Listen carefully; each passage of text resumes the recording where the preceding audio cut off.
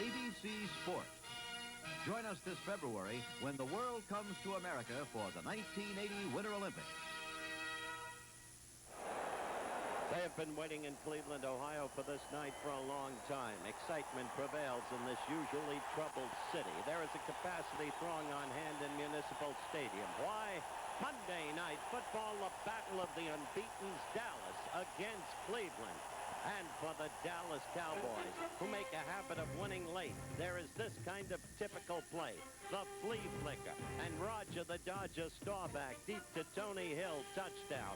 But the Cleveland Browns have the underrated quarterback, Brian Sipe, who pulls out miracle victories. And he likes to throw to this man, the much-traveled Reggie Rucker, who has found a home and excellence here in Cleveland. On the ground, the Cowboys' principal weapon is the remarkable product of Johnny Majors and the Pittsburgh Panthers. Number 33. Look at him elude tacklers, cut back right across the field. But of course, Cleveland has a similar weapon, the little water bug from Oklahoma, Greg Pruitt. Now he's there, now he isn't. So on Monday Night Football, what hopes to be an exciting game. It's the Cleveland Browns against the Dallas Cowboys, 2 of 5 unbeaten teams in the league. 20 seconds to air. Stand by, all cameras. Ready. Stand by in videotape. Ready. Stand by slow-mo. Ready. Stand by to open your mics on the field. Steady. Stand by in graphics. Ready with your opening super. Ready. Stand by the announcers in the booth, please. And roll tape. 3, 2, 1. Take tape.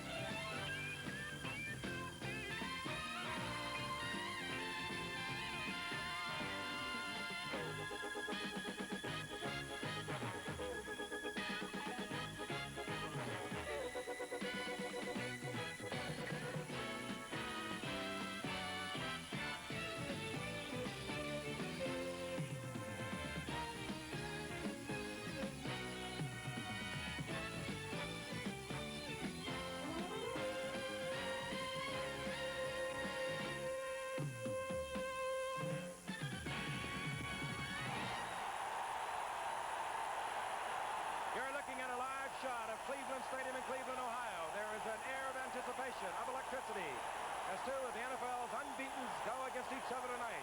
An anticipated crowd of 80,000 plus. ABC's NFL Monday Night Football, the Dallas Cowboys against the Cleveland Browns. And this ABC Sports exclusive is brought to you by Buick. For Riviera and the mid-size Century and Regal to the 1980s smaller Buicks like Skylark, you'll find very fine cars and very good thinking. And by Lanier Business Products, creators of the no-problem electronic typewriter, a typewriter that does more than just type. There are the standings in the NFC East, and Dallas is up there alone and unbeaten, a half game ahead of the Eagles. But in what may be the strongest division in the NFL, the AFC Central, Cleveland, though unbeaten, is behind the mighty Steelers, who have won one game more than they. The noise here, as you can hear, is utterly deafening. I haven't seen this kind of excitement in this ballpark since 1948, when for the first time in 28 years, the Cleveland Indians became the world champions of baseball.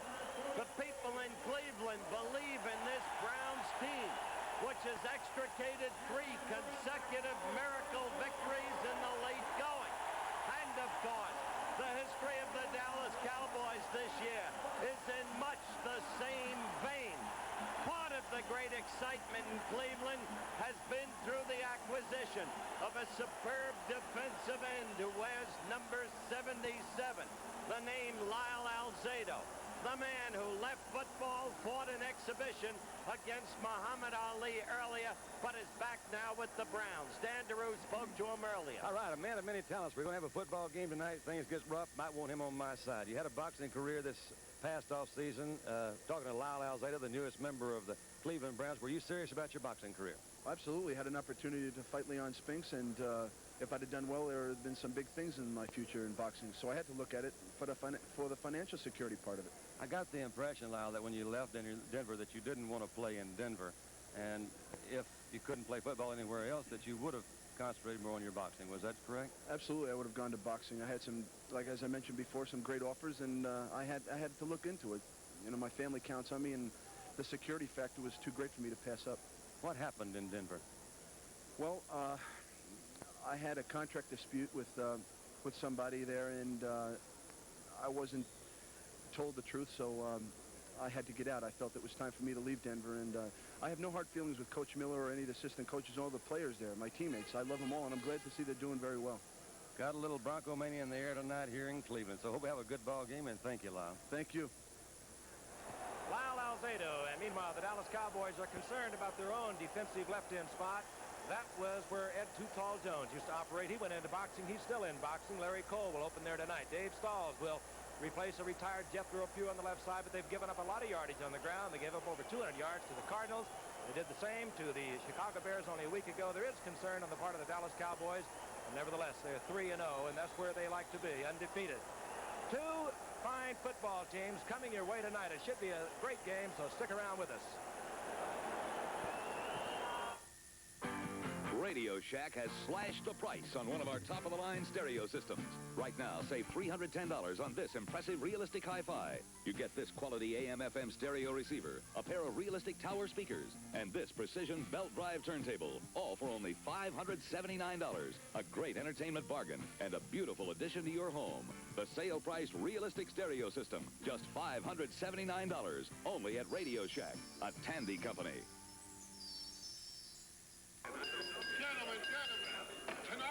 Together here by two things we all love. Good food and light beer from Miller. I want to take this opportunity myself to tell you, I don't get no respect. Gaston, je dis saignant. Si elle est pas saignante, what is it? Meatloaf sandwich and a light. Gentlemen, as we all know and appreciate, light has 1/3 less calories than a regular beer, and it's less filling. But the best thing is it tastes great. Less filling. Gentlemen. Hey, Deacon, pass the roll. Hey, Charlie, that's my beer. No, yours is by your Bronco. This is my Bronco. That's my beer. What's wrong with you guys? Hey, Bubba, you want the peas? Ooh, you gonna eat all that? Just showing off. Gentlemen, in closing, I'd like to think I speak for all of us, but I say if it wasn't for light, I wouldn't be where I am today. Hey, you're profound. Light beer from Miller. Everything you always wanted in a beer, and less. There's excitement in the air tonight here in Cleveland. And quickly, since we have a moment before the kickoff, our apologies to Molly Gravel, the wife of Gordon Gravel. Last week, the Giants against Washington, we were given misinformation. Gordon Gravel was given a number activated that day that he did not wear, and that number did not have a very good night. So for Molly and Gordon, our apologies. Cleveland has won the toss. You're looking at the Dallas huddle now. Here's Cleveland set to kick off, and Don mentioned earlier, he said, boy, there are some tight feelings out there tonight. The Cleveland Browns playing the Dallas Cowboys. They've had some great games over the years, and now both of them are coming in tonight undefeated. Undefeated Cleveland with a total of 9 points against their 3 opponents, while the Cowboys have beaten 3 opponents by a total of 13. Okay. Rafael Septian will kick off. A dangerous return man, number 89. Keith Wright is deep, along with Randy Rich, number 24. Wright, 89. We're underway. Septian hits the low, and it'll be Keith Wright at his goal line.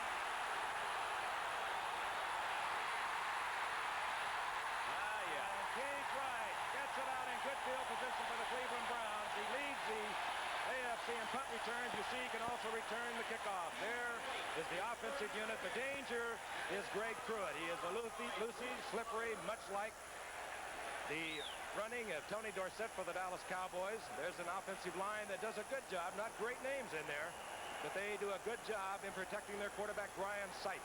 Brian Sipe passing over a little over 52% on the year, 6 touchdowns. Not a long arm, but he doesn't care much about that. He doesn't want to hear about it. He says, I can throw it far enough.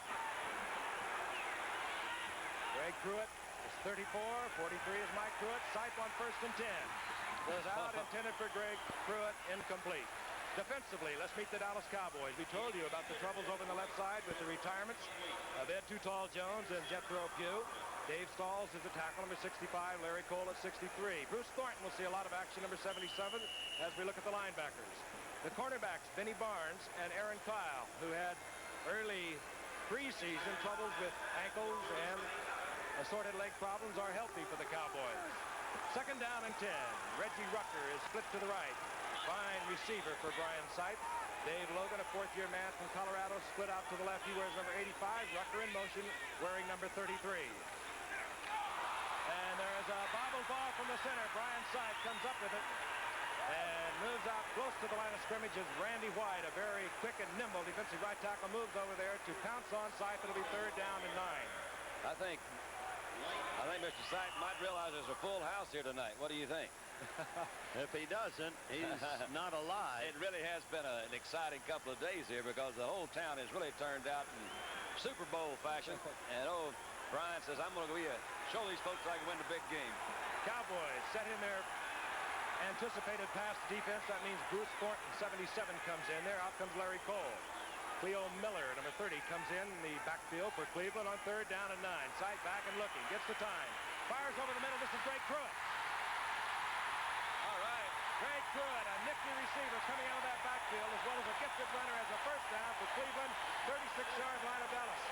And of course, you'll be, as we look at it again from the end zone, you'll be seeing this all night. A familiar tactic of Sipe working so well with the little water bug, Don. Well, there was again Dallas's prevent defense, and Pruitt really is a good receiver. Came back on the outside. He had Aaron Mitchell, kind of a newcomer back there, trying to trail him, and old Greg made a big game. 1-on-1. Aaron Mitchell, a rookie from Las Vegas, the University of Nevada out there. And Greg Pruitt has the first down for Cleveland. 36-yard line of the Dallas Cowboys. This is Mike Pruitt, the fullback. It's inside the 35 for a gain of a long yard. It'll be second down and 9. Mike Pruitt, of course, went to Purdue. He's been around 4 years. Greg Pruitt went to Oklahoma. He's been around 7. They reversed their numbers. Greg Pruitt 34. Mike Pruitt is 43. The reason this should be a good, exciting game is both teams have offense. We were lacking in that a week ago. It should not be the case tonight. The Browns can move the ball against anybody. Ozzie Newsome, their tight end, is bottom of your screen to the right, and here comes Reggie Rucker in motion. Two dangerous receivers. Sight up on top. Goes to Rucker. Rucker has the ball. Short of the first down. Or he may have it. He's close to it at the 26-yard line. Benny Barnes covering. All right, as you look at Rucker isolated, the question arises, number 33. Take the play, Don, then I'll continue. Well, you started. You go ahead. I'm going to pick it up later. Well, Reggie Rucker was a reject. He had started with the Cowboys. He had been with the Giants. He had been with the Patriots. What does a coach mean to a ball club?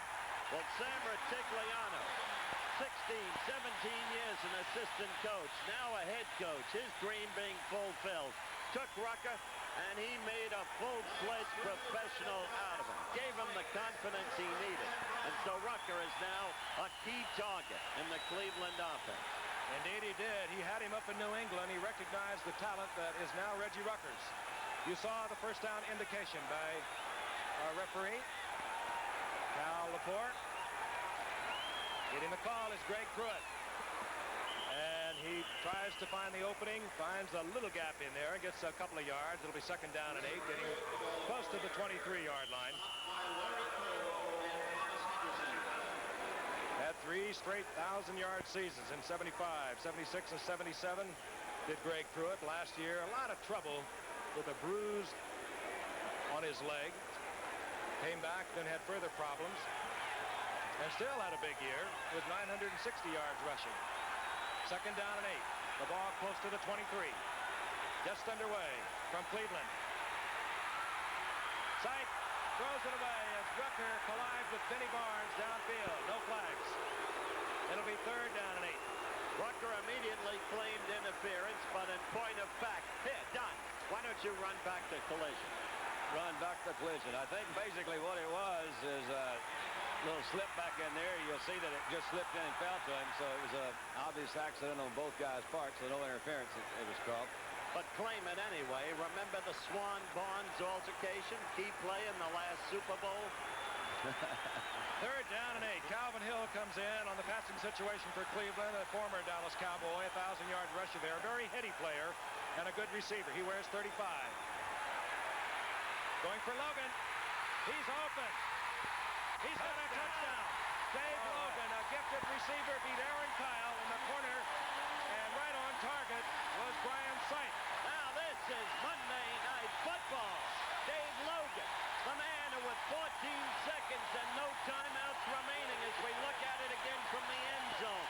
Caught one from Sipe and set up the tying field goal against the Jets. Then the Browns won in overtime. This is a great all-around athlete time. It really is. Cleveland picking up a safety blitz on the part of the Dallas Cowboys. Gave Sipe the time. Logan with a great move on Aaron Kyle. Cleveland's on the scoreboard. Cockroft. Missed it. I don't believe that. So Sipe and Dave Logan have put the Cleveland Browns on the scoreboard, and they can be oh so costly misconversions. Buick proudly announces some very fine cars and some very good thinking. This is the 1980 Century Limited sedan. My sister thinks it's very sophisticated. My dad thinks it's economical. My mother thinks it's roomy. I think I'm lucky to have it tonight. This is the limited edition Regal Somerset. I think it's elegant proof that a truly sensible car doesn't have to be boring. Boring. Boring. This is the Buick Riviera, an automobile so incredible that people who could seriously think about buying almost any car in the world are driving Rivieras. This is the Buick Skyline. It has a surprising amount of room and comfort and really good economy and front-wheel drive. I think it just might be the perfect car for me. Or you? Do you think that owning a 1980 Buick might be a good idea? Good thinking.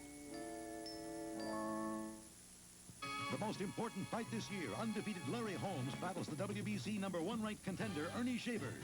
Friday night on ABC. A great athlete from the University of Colorado. He could have played pro basketball. He could have played baseball. He was drafted by Kansas City, and he just puts Cleveland on the scoreboard. Dave Logan. Cockcroft. Hurried his conversion attempt, it appeared. So Cleveland only got 6. So Cockcroft will kick off. Deep is Ron Springs. Number 20, number 81 is Steve Wilson, a rookie from Howard. And a speedy rookie he is. But this will be Ron Springs from his 10-yard line. And Cleveland hustling down, inspired by that quick early lead. And Dallas will have the ball at the 20-yard line. Curtis Weathers, a rookie from Mississippi, down there defensively as we look at Tom Landry in the 4th game of his 20th season. What a remarkable coaching performance he has come through. The only coach the Cowboys have ever had. He can become the 4th winningest coach as you look at the graphic on the Cleveland scoring drive in history this year. Tom Landry behind Hallis, Lambeau, and Shula. Paul Brown is presently 4th. For the Cowboys, 35, Scott Laidlaw. A surprise is in there for Robert Newhouse's one setback. Tony Dorsett, the other, number 33. And this is Laidlaw, who had a fairly good day against the Bears last week. The wide receivers, Drew Pearson, along with Tony Hill, and dangerous they are. A lot of speed. Tony Hill having a great year, and one of these days, Drew Pearson, because of Tony Hill, is going to come through with a big day. Billy Joe Dupree, the tight end, dangerous receiver. You saw the offensive line. The messenger will be sent in with the left guard, Herb Scott and Burton Wallace, or the tight ends, Doug Cosby and Billy Joe Dupree. There was a gain of 6 by Laidlaw. Is 2nd down and 4. Ball at the 22-yard line. Staubach, Dorsett, and down goes Dorsett. A hustling Cleveland defense led by Mickey Sims and Clarence Scott up there from the tight safety position. And there is that front 4. Not big names, but they are very steady players. The safety man, Oliver Davis, in on that stop, along with Clarence Scott. Clarence Scott, who played the corner for Cleveland up until this year. Good tackler. His speed might be a little suspect. There was a loss to the 24-yard line. It's 3rd down and 7. Preston Pearson comes in, number 26. You know about him if you follow the Cowboys. A dangerous receiver. Out of the shotgun. Staubach with a lot of time. And in and out of the hands of Ron Springs. It'll be 4th down. The crowd loves it. Well covered. There was Ricky Jones coming over there. Nickel defense. Actually, it was a 4-man line with the guys back on the backside. I think it's really important that to this game that Cleveland was able to stop Dallas on their first drive. They got the opening kickoff, took it down. I think a lot of cities around the country, stadiums affect home teams to different degrees. This one here in Cleveland, I think, gives the home team a bigger boost, or as big as any stadium I've ever been in. Keith Wright, number 1 in the AFC, returning punts. Danny White will punt. Backup quarterback for Dallas. He has not taken a snap since he broke his thumb in preseason, but he can pass, and he riffles a beauty win. Wright takes it at the 26-yard line. And Wright back to the 38-yard line where he's pounced on by the Cowboys. So Cleveland once again has good field position following a 50-yard Danny White punt and a nice return by Wright. Sorry, no experience, no job. But where do I get the experience? Army, Navy, Air Force, Marines. We don't ask for experience. We give it. You won't read it in a book. You live it. Pick a service, pick a challenge, set yourself apart. Army, Navy, Air Force, Marines. What a great place. It's a great place to start. Usually people don't change insurance companies to save money. They change because of service. That's why State Farm agents work so hard to be good neighbors. When people have a question, I try to get the answer right away. It's the same with the claim. I make sure it starts out right, so it'll be handled right, fast and fair. We don't lose many policyholders. For your life, your health, your home, and your car, like a good neighbor, State Farm is there. A profile of Ed McMahon and a school for professional killers, Thursday on 2020. I don't know about you, Howard. The toughest part for Dandy and myself was getting out of here in one piece. They're somewhat rabid here, aren't they? Ooh. Noise really affect you here, Dandy, when you quarterback? Yeah, it really does. I think for a lot of reasons. The way the stadium is built, it's a lot of echo down there, so it's kind of hard. You got a good home crowd behind you, and it's got to help. Cleveland with a 6-0 lead. They scored in their first possession. They have a 1st and 10 just inside the 39-yard line. Sipe. They're going to have an aerial show tonight. You can see it brewing. Ozzie Newsome. Oh, that's nice. That's nice. Newsome high steps up and he's out of bounds at close to the 46-yard line. Short of the first down by about 3. It'll be 2nd and 7. It was Cliff Harris moving over there. And Newsome, a great receiver, and also Don, a heads-up receiver. I think one of the difficult things that Dallas is having to do this year is to establish a pass rush. You see Larry Cole's pretty well tied up there at the inside. Ozzie Newsome was the safety valve, not really intended in that pattern. Sipe rolled out, picked him up. That one is just to keep you from not losing anything and helps your percentage, all those sort of wonderful things. It's just there. He's going to block for a little while and then slide out in the open. Hard to cover that pattern because tied up too long on the line. Sipe 4 of 6 for 67 yards. Looking over a 2nd down. A long 3, the ball at the 46-yard line. The toss goes to Mike Pruitt, the fullback, and he is upended there by Cliff Harris, short of the first down by about a yard. It'll be 3rd and 1. Really, Bob Brunick that came over Frank gave him that first big shot. He got out of the big middle linebacker. Cliff is a real headhunter, but a guy with Brunick's size and speed put the stop on him first. Cliff came in, knocked it away, and held him up short. Thing to observe, there's Brunick about whom Dunn was just talking about. Sipe is the way he diversifies his receivers. Frank told you he's 4 out of 6. 4 different receivers. Pruitt, Rucker, Logan, and then that last one, of course, Newsome. Short yardage set by the Cleveland Browns. The motion man is Adams. Sipe on 3rd and 1. Looking for Greg Pruitt, and he was picked up by the Cowboys. He's going deep to Newsome. Ozzie Newsome from Cliff Harris, touchdown, and Brian Sipe did that last week against Baltimore. Hit Logan for a key touchdown. He's done it again. Look at that, Newsome. He was a wide receiver. They didn't think he could block well enough to play tight end. He is still not an exceptional blocker. Then there were those who said he didn't have the speed of 4.840. He's the fastest 4.840 you'll ever see. And that underrated quarterback, Sipe, moves a football team. Done. Fairly simple play, but you see Harvey Martin is the only guy that really breaks through. Dallas has not had a good pass rush tonight, nor the earlier 3 ball games. Ball was well thrown. Ozzie Newsome does have good speed. He also has about 4 inches height on Cliff Harris, and that ball was right in there, wasn't it? It sure was. Yes, it was. This time, Cockroft drills it through the uprights, and Cleveland, with 9:32 remaining in the first quarter, has a 13-0 lead. He's pretty well blocked up on the line.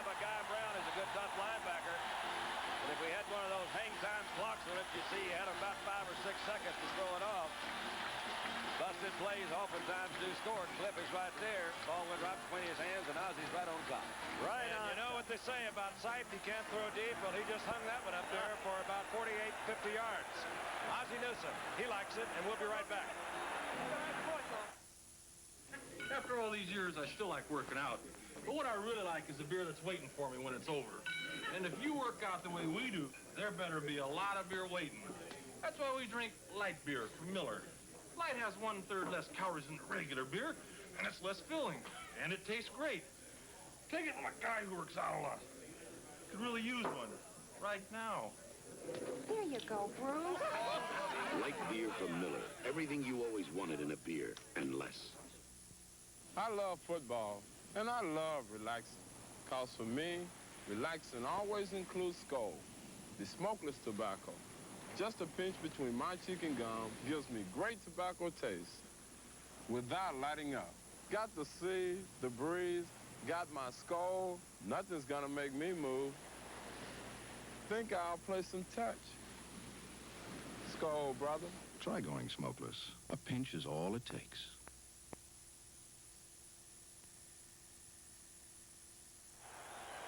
Sam Rutigliano, in his second season as head coach of the Cleveland Browns, kind of keeps this game in perspective. Quite a man. He really is a nice guy. Dan Cockcroft will kick off. Ron Springs is deep for Dallas, number 20, as is Steve Wilson, number 81. Cockcroft doesn't kick it deep, hangs it high, and this will be Springs. Well, Springs pounded out at the 28-yard line. Curtis Weathers again, and John Smith down there defensively for Cleveland. And Dallas has had one possession. They're down 13-0. The Cleveland Browns, in that one possession, stopped the Cowboys, the #1 offensive team in the NFL, after 3 games, forced them to punt. They came right back and hung up another touchdown. That's the way they feel about them in this town. It's alive tonight. Over 80,000. President Gerald Ford sitting right next to us in our booth watching the game. Laidlaw stays in there, number 35. Billy Joe Dupree, the tight end, on an end around, and down goes Billy Joe Dupree, and it was Jerry Shirk, a rejuvenated Jerry Shirk, who came back from knee surgery a year ago, was about 75% of what he had been when he was the MVP in the league in '75, and this year he's even better. Rejuvenated is the word. Jerry Shirk, a rookie in the very first Monday night football game ever. Dandy and I did that one out of Oklahoma State, and the Jets picked on him all night. Randy Rasmussen chewed him up, but he came on to become all-league, and he's one of the best there is at what he does. Second down, about 11.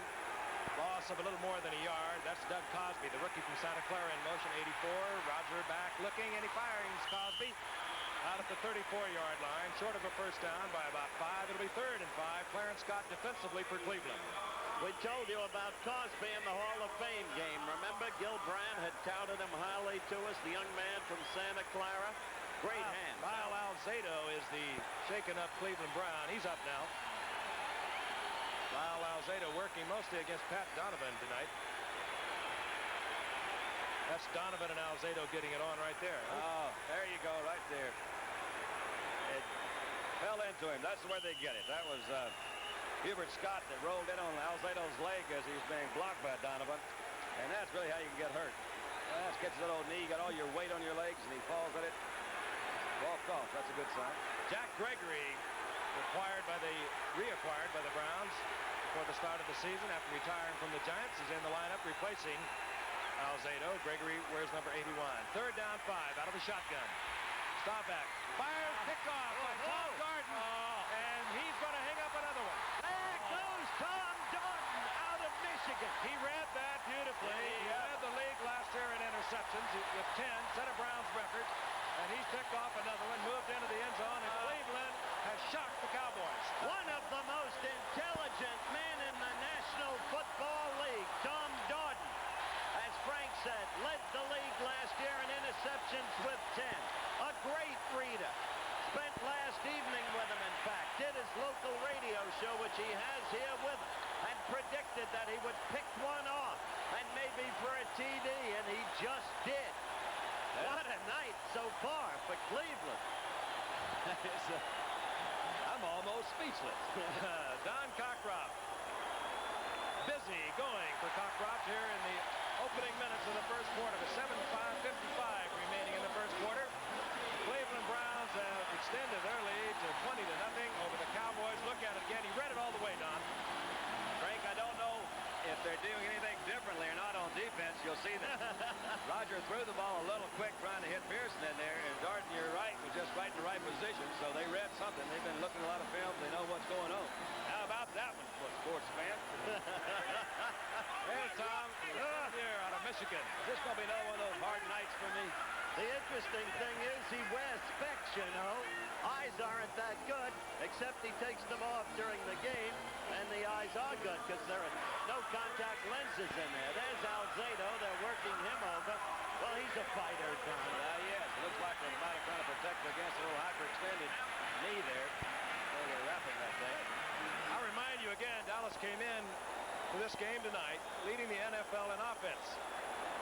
They have not had much offense thus far. I'm glad you reminded me of that, Frank, because I'd almost forgotten it myself, and I was sitting right here watching. 6 plays they've had. Partisan crowd, of course, here at a jam-packed Cleveland Municipal Stadium. Don Cockcroft will kick off. Steve Wilson and Ron Springs are back there once again. They've been making that their home here in the first quarter. Ron Springs. Out of Ohio State, he finds a little opening, and this time Dallas will have better field position up to their 38-yard line. As I mentioned before, there is one of the great centers at the University of Michigan. President Gerald R. Ford. He's with Art Modell, the president of the Cleveland Indians, the principal owner. President Ford has to be feeling pretty good about a former Wolverine with that interception and the touchdown. It's quite a scare. Don and I had a few runs out of Vail with him the past couple of years. Clear the hill. Oh, about half the Secret Service, I think. On 1st and 10, this is Dorsett for the Cowboys. Dorsett slips one tackle, and down he goes. He got away from Clay Matthews and was able to eke out a couple of yards. It'll be 2nd down and 8. You see Cleveland gang tackle on that one. 22, Clarence Scott. 27, Thom Darden. They're all over the place. And young Clay Matthews, 57. Out of USC, Frank's alma mater, a fine young linebacker.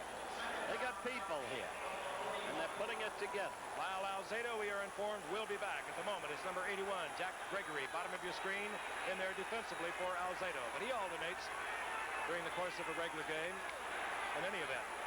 On 2nd and 8, Staubach, Tony Hill. Complete, short of the first down at the 25-yard line. And Hill got pounded as he went out of bounds, hit there by Oliver Davis. It'll be 3rd down and 3 for Dallas. And they'd like to get their initial first down of the first quarter. There's been a tendency by some, Danny, to underrate the Cleveland secondary. But you just saw Oliver Davis with a big hit. The prior play, Scott and Darden. Darden with the intercept. Oliver Davis made the key intercept off Matt Robinson in the Jets game that produced the Cockcroft game-winning field goal. I don't see that weakness, Frank. It's amazing how good they get when they get a pass rush. 3rd and 3. Cowboys at their 45-yard line. Going to Laidlaw. Laidlaw has it at midfield, and he has a Dallas first down. Their initial first down of the ball game. It'll be at the 48-yard line of the Cleveland Browns. Ron Bolton in there defensively for Cleveland as we got another sky-high view of a jam-packed stadium. Hard on. That's right. All right. Got us a good first down in there. Well, they got that straight. Yeah. Tell you, that was a good hold by Laidlaw because he was hit by Bolton. Bolton once a Patriot, another one who's come on here for Cleveland. Ball just short of the 48-yard line of the Cleveland Browns. Drew Pearson, 88, in motion. Roger floods backs to the left, tries to get single coverage. He's got it. There you go. That's Tony Hill, and we're going to have a ball game tonight, so don't go away. Tony Hill scores once again his 4th of the year, and he's having a super season, Don. You can count on it. Well, when you see this on the replay, and you'll see what Tony Hill did. Watch it from the end zone, Don. Little slight roll. You see him hiding there behind Fitzgerald, the center. Quick little fake one way. Yeah, on the other side, which we really didn't quite see. Hill gave him an outside fake, moved right down the middle, and had him beat by about 5 or 6 yards. This is a guy that, of course, Landry's been talking about since he's been there. He thinks he's one of the most unique receivers he's ever seen come into the league, based on basically one talent, the ability to adjust under a long ball. He has that ability to move like that center fielder. Raphael Seption on for the conversion for Dallas. Well, and unlike Cockcroft, Seption puts his first attempt through the crossbars. 20-7, Cleveland over Dallas, but you better hang around. Do better. Nancy Hamilton will cross our path 8 times today. We're S-Mark. We own the companies that supply her peanut butter and turkeys, rubber gloves, and baby nursers, fertilizer, oil filters, motor oil, gasoline. We're S-Mark, a big company with a big stake in Nancy Hamilton and in you. Now there's a way to type that gets your paperwork done right and done faster. No problem typing from Lanier. You want your work back error-free? No problem. Corrections are made here instead of on paper. Want to move a paragraph? No problem. Add or delete a sentence? No problem. Want your typing back sooner? No problem. Electronic typing from Lanier. Call your local Lanier office. An NCAA college football doubleheader. Penn State, Nebraska headlines regional action. Check local listings. Then Ohio State battles UCLA Saturday. Also, you'll be seeing Central Michigan and against Florida State, or rather Florida State against Virginia, and Virginia Tech against Western Louisiana against Arkansas State. Regional college football. Excitement, we've got it here tonight in Cleveland. Seption kicks off. Keith Wright is deep. He got the Browns good field position on the opening kickoff of the game. And he finds another gap and gets out over the 25 to the 27-yard line. He is a good little kick returner. He really is. Get out of Merced, Texas, as a matter of fact, via Memphis State. He says, everywhere I've been, they've been telling me I'm too small to play. And he keeps playing right along. Comes from a real sports family. He likes that kickoff and punt return. Got him high. Well, they got him in the 5th round a year ago, and he has really given them a new dimension. Well, I tell you, he got away from 52. Bob Shaw, that special team who was zooming in on him, the #1 draft choice out of Tennessee. Cleveland, they scored on each possession. Sipe puts Rucker in motion. And off Greg Pruitt, and Greg Pruitt piled up after a pickup of a couple of yards, giving 3 at the 30-yard line, where it'll be 2nd down and 7. Bob Bruning, Randy White in there defensively with Dallas. Sandy, this should be an interesting series. Let's see if Sipe starts to try to play it cozy or if he continues to throw the football. Because Dallas can get back as quickly as we just saw. I think that's true. I think it's also true. A team usually comes into a game with a few plays that they really feel very confident they're going to work. And obviously they had some different kind of plays they threw in, and they did work. Let's see if they got some more. And here's one right here. Greg Pruitt tries to cut back, and down goes Greg Pruitt. Good defensive out there for, I think it was D.D. Lewis. Yeah, it was. D.D.'s really having a good Harvey year. Martin. D.D.'s having a super year. Yeah, D.D. really is doing a good job. He's got more experience than the linebackers in there, and he really is having a good one. He has a way of being where the ball is. Look at that crowd as we take a panoramic view through the cameras under the directorial aegis of Chet Ford. I remember. He would have been better if he were Fred. Because Pete Campese. 3rd down, 7. Dallas set, looking for the pass. They're going to get it. Sipe sends all of his backs out and overthrows Cleo Miller. And now we are going to see Cleveland punting for the first time tonight.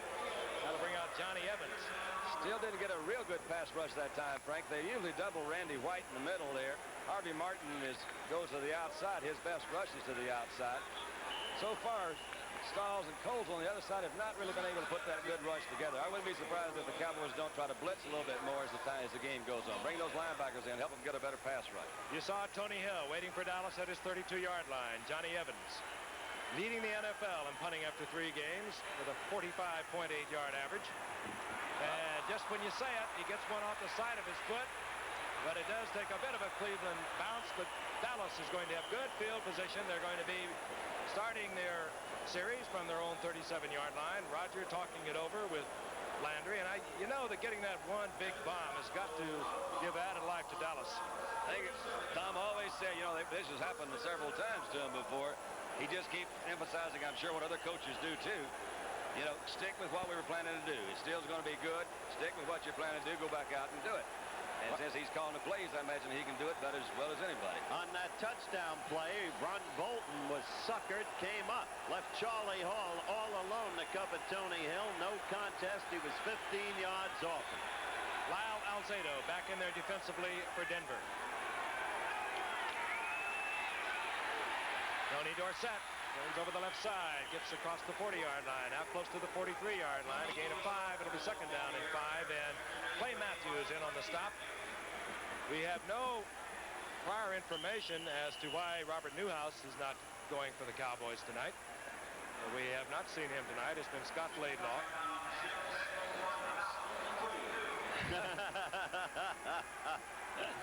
What area code, though?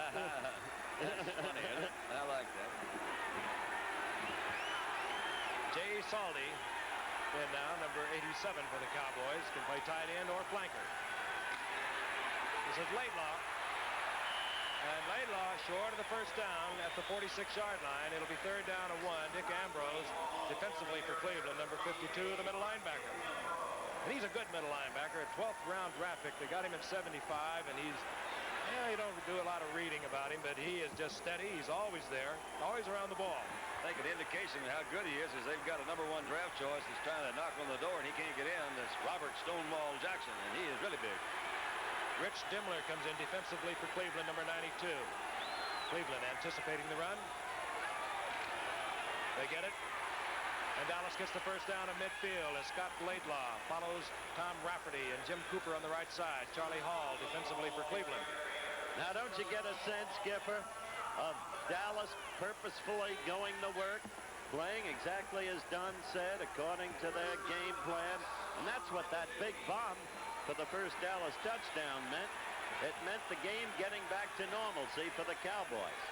Kind of sense a little quiet has kind of settled over the stadium here just for a moment. So realization that this Dallas team is too big to be run out of the ballpark and too good. Ball right at midfield. Staubach to the air. Tony Dorsett has it. And a nifty little move, and he's close to another Dallas first down at the 40-yard line. Clay Matthews, Dick Ambrose defensively for Cleveland. Short by about a half a yard. I expected Tony to have a good night tonight. We were talking to him in the hotel the day before the game. He says, you know, I've got a lot of my folks, my friends, and my family here tonight. And he said, I always play better in front of them. Only takes a little more than an hour to drive here from Pittsburgh. Yeah, right here. I told him I knew how it was. I like to play better when Jeff and Hazel were in the stands, too. Helps a little bit to have folks there. Second, about a half a yard. Tony Dorsett, of course, missed the opening game against St. Louis. Broken toe in the middle of July. Gets the call again in the draw play. Alzado can't hold on, and Dorsett has the first down as he slithers to the 35-yard line, and that's a good description because this little man, when he plants that foot, goes for yardage. He is about 6 inches off the ground. Zia. Just running right off of that thing. Alzado almost had him for a couple of yards lost that time. Couldn't quite get there. I'm sure that knee had a little bit of something to do with it. Let's see if he can push off of that left knee. And you see that he didn't even try that much, but that was awfully close. Cowboys close to the 35 of Cleveland. Again, the score. Cleveland striking suddenly. Lead the Dallas Cowboys 20-7. And this is Scott Laidlaw getting the call, and Laidlaw gets close to the 30-yard line for a pickup of 4. It'll be second down and 6. I tell you, I like the way he picked up that 4. Did you see the move he made? Started outside, realized no. It cut back, did a good job. It's a design play that way, Howard. Is it? Yeah, they give them a look of a play that they run a lot. And the tackle will go out and try to block on that defensive end. And when he receives pressure, the offensive tackle falls back into the middle of the line. And that gives that little head fake on the inside and bob out to the outside. Good information, old boy. Thank you, sir. Second down, 6. Dorsett turns it on to the outside, and he makes it look so effortless. Thom Darden takes him out of bounds, but he's inside the 20. Another Dallas first down, and Dorsett, who as I told you, suffered from that toe injury, is coming back to form. He had over 100 yards against the Bears, overshadowed a little bit by Walter Payton's performance of 130. But he's back to what he was last year and the year before when he gained over 1,000 yards in his first 2 years as a Cowboy. 59 seconds left in the first quarter. 27 points already scored. This is action football. Here was good block by Scott Laidlaw on that last run.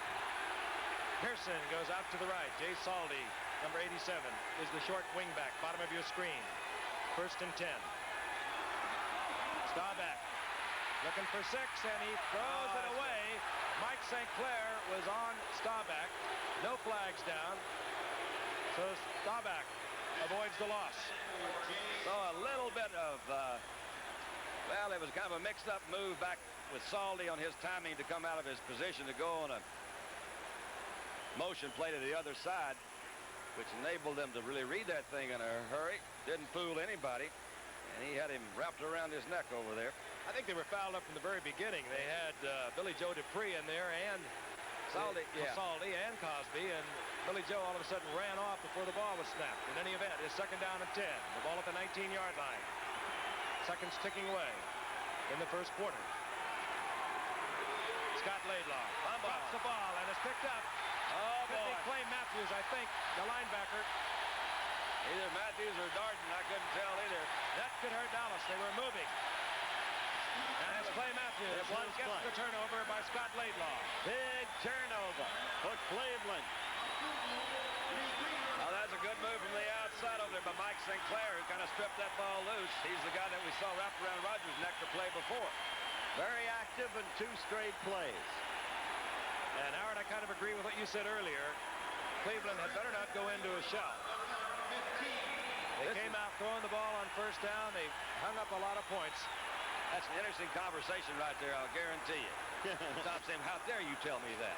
They can disagree. They did at the end of last week on the game-winning play to Tony Hill. More on that later.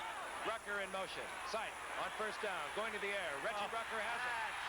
And he moves it out to the 25-yard line, close to a 1st down. D.D. Lewis took him out of bounds, and here's the man who made it possible, picking up that Laidlaw fumble. USC, of course. But that's what Cleveland has to do, the play you just saw. If they try to get cozy, if they try to cling to that lead, they're going to pay for it. But this way, they can keep Dallas off balance. There are only 44 seconds left in this quarter. Ball at the 25-yard line. Dave Logan splits left for Cleveland, number 85. Reggie Rucker, bottom of your screen. Again, Greg Pruitt wears 34. Play action by Brian Sipe. Now that is a good offensive move. Dave Logan, the man who hung up a touchdown with Brian Sipe, and he is really some gifted athlete. Frank, the real trick is he came back for the ball. Goes down a little curl-in route. You can see him. He just stepped up right in front of it. Come back to that ball. How many times do you hear receiver coaches say that? Come back and get the ball. Good job, Dave. In the whole history of the National Football League, do you know what team has the winningest record? The Cleveland Browns. That's right. They got a tradition in this place, I'm telling you. And Cleveland is going to let the time expire here in the first quarter. 2 seconds, 1 second, and that's it. And what a big quarter it was for Cleveland. They lead the Dallas Cowboys 20-7. Tremendous crowd. Stay with us. Here's to good friends. Tonight is kind of special. Where's that husband of yours? Okay, watch your back. Coming through. Is that all you carried up? Is that all? This is Lowenbrow. So what are we celebrating? This is the 2nd year we're sharing this house. I didn't think we'd make it through the 2nd week. When you want the taste of a truly great American beer, tonight, let it be Lowenbrow. Yeah, I shouldn't say this, because you might think I'm serious. But here's to good friends. All right. RCA wants you to see the right color. The color of Jupiter, captured by Voyager 1. Does your television automatically show you all the subtle, intense, and mysterious shades of a world never seen in this world before? If not, see Color Track 1980 by RCA. Color Track 1980. With 8 automatic color systems designed to lock even subtle shades of color on track. RCA is making television better and better. Harvey Firestone once used a fleet of taxi cabs to Pruitt's tire. cats rolled up a lot of miles every day, and Harvey thought that was a good way to judge a tire. Well, that hasn't changed very much. How it works on the road is still a pretty good way to judge a tire.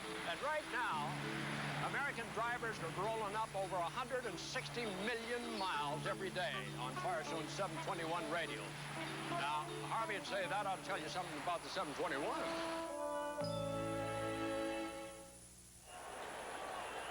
Ah, yes. Ah, yes. Cleveland, Ohio. They're fired up tonight. The Browns, as we begin the second quarter, 1st and 10. The ball at their own 44-yard line. Reggie Rucker splits out to the right. Logan, who's having a big night, along with Brian Sipe, split to the left, and Mike Pruitt gets the call. And Mike Pruitt cuts back over the 45 to the 48-yard line. A gain of 4. It'll be 2nd and 6. Oh. Told you, stuff to get out of. It's tough to run on Dallas. That flex defense on 1st down, although oddly, certain men have been having very big running games against the Dallas Cowboys this year. Otis Anderson and Peyton. 2nd and 6. Greg Pruitt. And Pruitt short of the 1st down at the Cowboys' 47-yard line by about a yard. It'll be 3rd and 1. I think we're seeing, as we look at the stats on the screen, an example of what usually is a reverse jargon in football. They say, okay, you got to establish the run before you throw. Cleveland, I think, came out and established the pass first, and they did pass very well. Now they're coming back, and Dallas seems to be just a little bit hesitant on defense in against that run. They've run twice, picked up 9 yards. Calvin Hill, number 35, in the Cleveland Browns short yardage backfield. 3rd down, a little more than a yard to go. Rucker sprints right, and here comes Mike Pruitt. And Pruitt gets the 1st down inside the 45-yard line. Cliff Harris hustling up there to make the stop. Bob Bruning sliding over from middle linebacker, but Cleveland has a 1st down. Mike Pruitt has become a steady, solid, tough back to go together with Greg Pruitt. He is, incidentally, an excellent lead blocker, and he is capable of 100-yard games himself. You fans who've been watching the Browns know that. Sure is. He didn't play much his first 2 years, but last year he got over 500 yards, and he has really come into his own. Had a big day against Baltimore a week ago. On 1st down, Sipe is going to the air again. Look out for Henderson. He overthrows Ozzie Newsome, but he paid the price. Tom Henderson really popped Brian Sipe. There's a guy who settled down, who stopped with all the palaver, all of the talk. He's an exceptionally good blitzer because of his speed and quickness. You see him come into the outside. I mentioned a moment ago, and I think we'll see more of it, this kind of defensive play by Dallas, because really they're not getting the kind of pass rush they're used to from the front four. And Thomason is recognized on the team as the best blitzer they have. And trying to discard a little bit of that Hollywood in. That's a good idea. Won't hurt. Ball at the 44-yard line. 2nd down, 10. Cleo Miller is in there, number 30. He gets the draw play. Good move by D.D. Lewis. Runs into D.D. Lewis, who read it quickly, moved back, and there's a pickup of 4. It'll be 3rd down and 6. You want to know what D.D. Lewis means to a team and to this Dallas team, Don? You look back through the history of the Cowboys, and you'll find in some of the most important games they've ever played, D.D. Lewis was involved in the key play that caused the turning point. Remember an intercept against the Rams in a playoff a couple of years back? You're a lot better at those things than I am, but I know he's been a good football player for him for a long time. As long as since you were there. That's right. Passing down for Cleveland. Dallas has 6 defensive backs in. They can either blitz them or drop into a blanket zone. Sipe going for Newsome, and Newsome was tangled up with Randy Hughes. The crowd doesn't like it, but there's no flag. Sipe doesn't like it either, as you could see. Well, he again had plenty of time to throw, and Newsome was really open down there. Hughes had him in pretty good shape. Let's see if we can pick it up again. Ozzie, as we've already mentioned in the telecast, he's a good one. Now, that's pretty good position, though, but you see Ozzie just pulling away from him a little bit, and really, Randy Hughes has good speed back there. Maybe a little faster than Charlie Waters, the guy he's replacing.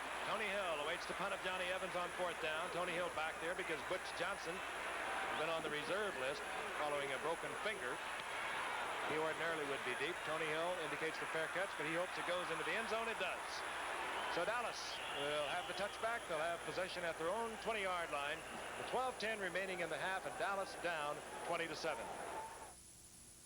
Winners don't have time to wait, so they rent from Hertz. Nobody can get you into your Fairmont, LTD, or other fine car faster than number one. With the Hertz number one club, you just show your credit card, your license, sign, and go.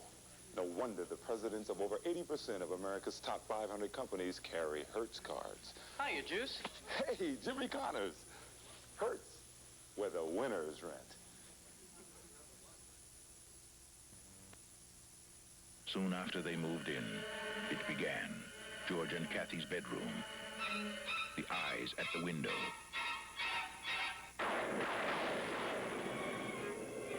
The sewing room. So many flies. Get out. Get out. You will believe the Amityville Horror. Rated R. Starts Friday, everywhere.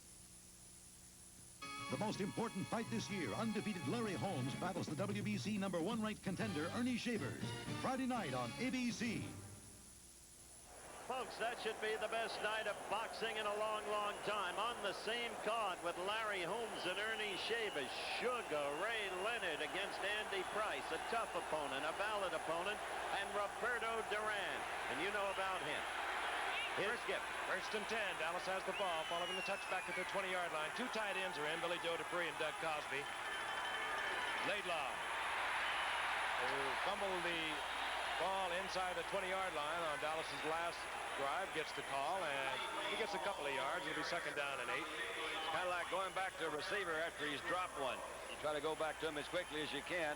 They didn't wait very long in giving Scott that ball again to handle. Burton Lawless now comes in, bringing the play into Roger Staubach, who's talking once again with Tom Landry.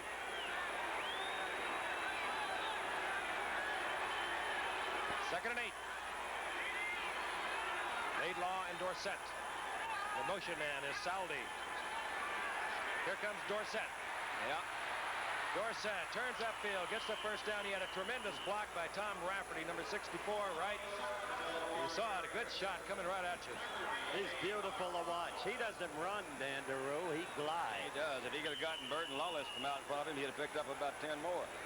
That was his offensive guard that was trying to give him some hep, H-E-P, hep. He wasn't quite quick enough to get out there and do much good. Dorsett carries it to the 33-yard line. First and 10. Dallas maintains their two tight end offense. Cosby's 84, Billy Joe Dupree is 89. Quick toss, Dorsett.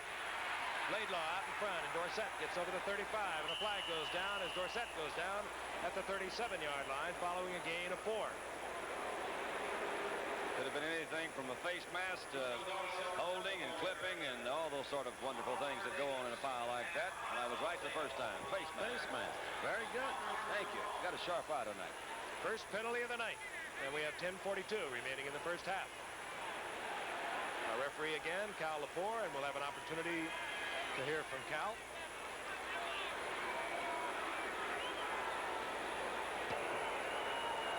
Face mask, 57. Defense, first down. Clay Matthews defensively for Cleveland. Dallas has a first down, their own 42-yard line.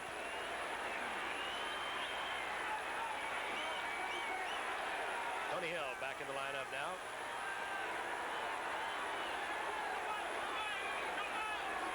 Jay Saldi stays in there.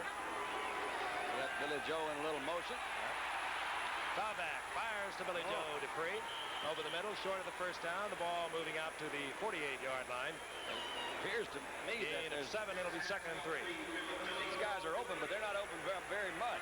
That's why Frank Swerve was right. He fired that ball in there, and that's how it got there. You just looked at Sam Rutigliano, part of the Brooklyn connection that constitutes this Cleveland ball club. Modell, the owner, Rutigliano, the coach. Alzado, defensive end. Among those here grew up in Brooklyn. Dupree and Cosby, the rookie from Santa Clara, back in there. Two tight ends. Laidlaw gets the call, cuts back to midfield, short of the first down, near the 49-yard line of the Cleveland Browns. Rich Dimmler, a rookie out of USC, number 92, in there defensively to trip up Scott Laidlaw. Good down the line pursuit by Shirk that time too. The ball was going away from him a little bit. Kind of dealt with his block here at the line of scrimmage and slipped on down. What do we got there in baseball, Coach? Pittsburgh back in first place. Won the first of 2, 5-2. At the moment, leads the Expos by a half. They're tied 1-1 in the second. Third down, a little more than a yard for a first down. Dorsett, the middle one, gets the first down.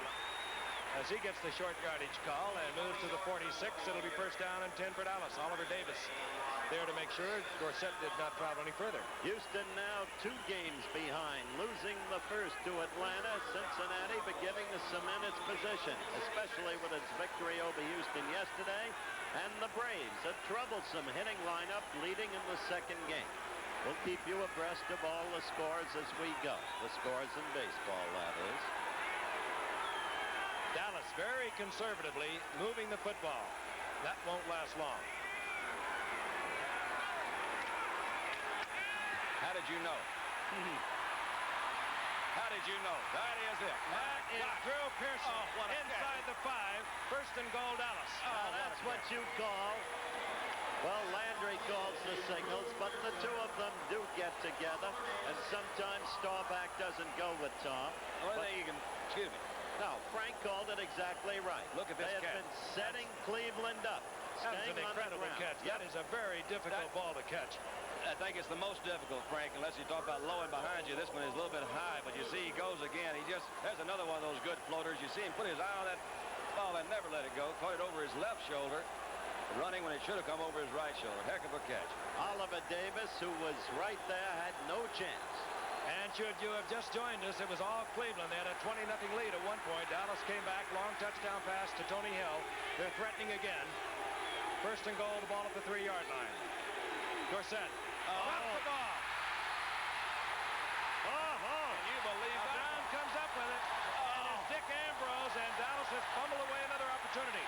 And of course is the problem that Tony Dorsett always has. Look at Thom. It was Dorsett who coughed up the football, and a tremendous break for the Cleveland Browns. Dick Ambrose, the 12th round draft choice the Gift told you about. All right, let's just see. He never did get a hold of it. Roger looked like slipped a little bit before he was given the ball back there. Ambrose could have gone all the way had not Roger made the tackle and skated and laid low. We'll be back in Cleveland in a moment. There's a notion afoot that the boxier your car is, the more sense it makes. Now, it seems like Buick and a whole lot of Regal owners disagree. Instead of making the Regal look like a European jogging shoe, they made it crisp and clean. Instead of making it austere, they made it luxurious. And instead of underpowering it, they give it an efficient V6 engine. Buick Regal. Proof that intelligence doesn't always come in a box. Regal, when a car looks this good, it's nice to know it is this good. Antifreeze. You never think about it, or how it has to protect somebody beside you, or what could happen without it. Stranded in freezing weather and no help for miles. Don't trust your luck. Don't trust the weather. Take out old, weak antifreeze now and put your trust in Prestone 2. More people trust Prestone than all other brands combined. I've been worried about you. More people trust Prestone. And when you flush your cooling system, trust Prestone Super Flush. Tuesday, Joe and Mac take on a college that turns its back on an athlete when an injury ends his career. All right, there's several reasons you have a fumble. Look at this one. This is not a very good exchange. You see Roger right at the last reach as far as he can. Little off balance. That's the problem. You got a guy with a quickness like Dorsett has. I don't think he was in motion, but it's just that extreme quickness coming to the outside. That was where they didn't have the good elbows. You see that ball bounce just right for Ambrose, and there he is. There he is. We mentioned earlier he is usually around the football. Reminds me of what Don has always said about Cleveland through the years. They bend, but they don't break. You've got me saying that about everybody. No, just Cleveland. Ambrose takes it out to the 22-yard line of the Browns, and they avoid another possible touchdown. Dallas was moving earlier in the first quarter and fumbled. Sipe on first down. He tries to go to Mike Pruitt, and he's pounded by Bob Brunig, the middle linebacker. What a hit that was. You could see that little delay not setting up real well. There were too many guys standing up back there in the backfield. They were going to try to fake a run. That one didn't go. You saw the linemen standing up, and there's just a little bit of that creeping effect. Best screens are run when they look just like a run. The come back out and do it. But I still like the fact that they weren't sitting on the football. No, I think that's really, they must come in. They came in throwing, so they must feel they have a better shot at throwing than they do running. Shot of Alzado's knee on the sideline there. Getting some ice. Second down 10, the ball at the 22. Cleo Miller, who was a starter in 76 and 77 before he broke his wrist a year ago and was replaced by Mike Pruitt, is in there, but the handoff goes to Greg Pruitt. Greg Pruitt louse it out somewhere around the 24-yard line. A gain of a couple. It'll be third down and 8. Randy White with a little help from his friends defensively. You got to know Greg Pruitt down in the Superstars. He'd won over $100,000 down there, and this past year, this past year he won it all. And I'll tell you one of the things he did. He was impressive in the weightlifting, which you wouldn't suspect. 275. And he ran in sneakers on that asphalt 9.7. So he can dart. Nice man. Third and 8. Looking for Logan. This time he overthrows as Aaron Kyle was forcing Logan to make his cut quicker than he wanted to, and it'll bring up fourth down, and out will trot Johnny Evans to punt for Cleveland. You know, Frank, you see Logan put a hand up and touch the ball. You've reached a point. So spectacular has been his play where you expect him somehow to hold on to the football or pull it back into his chest. There's Tony Hill, and he should have an opportunity to tack on a return. In any event, a fair catch would give Dallas good field position. 7:39 remaining in the first half, and Dallas down 20-7.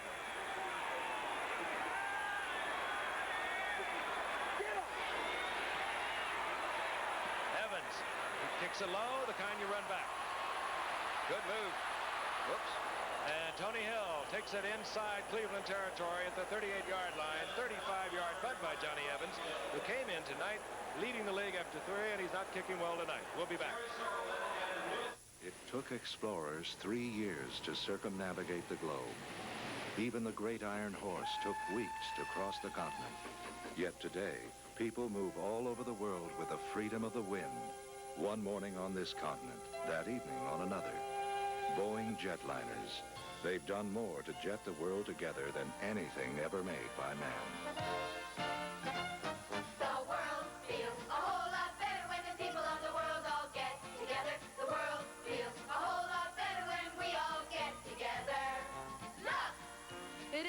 Big world. All the places and the faces. All the loving and the laughter. Bring us together. And you'll see the world feels a whole lot better when the people of the world all get together. Next time you take off in this small world, remember to fly Boeing, the world's favorite way to fly. The world feels a whole lot better when we all get together.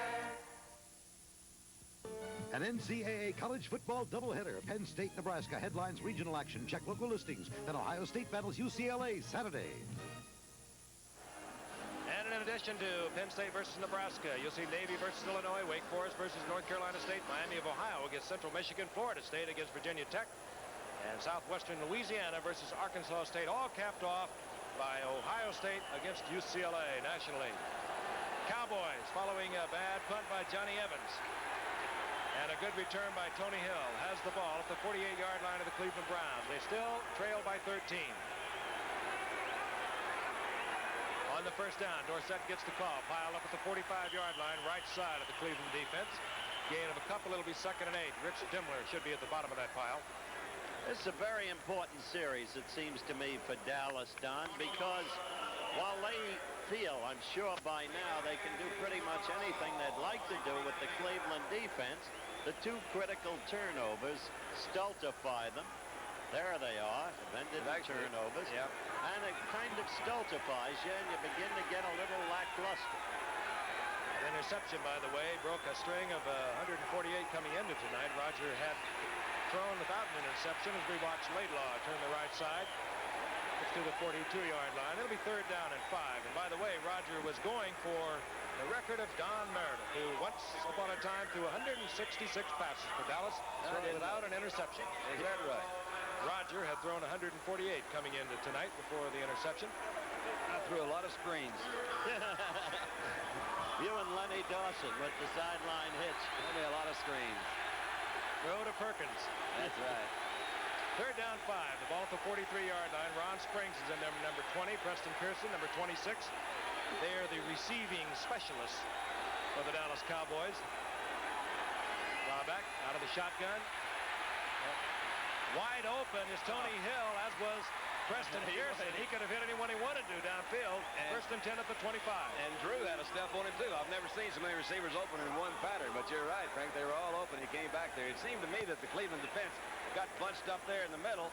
Let's see what they're trying to do. They didn't get through. All this crossing stuff, you see Preston Pearson open right there, and there's Tony Hill coming across the middle. I can guarantee what play you're going to see by Dallas on the next 3rd and 5. Yep. Well, we'll throw it till you cover it. What you're saying is what we said. They seem to be able to do pretty much what they want to do at this point with the Cleveland defense. Except score. That's it. They have the ball at the 25-yard line. Inside 6 minutes remaining in the first half. This is Tony Dorsett, and he slithers his way down to about the 23-yard line, 22-yard line. Give him a gain of 3.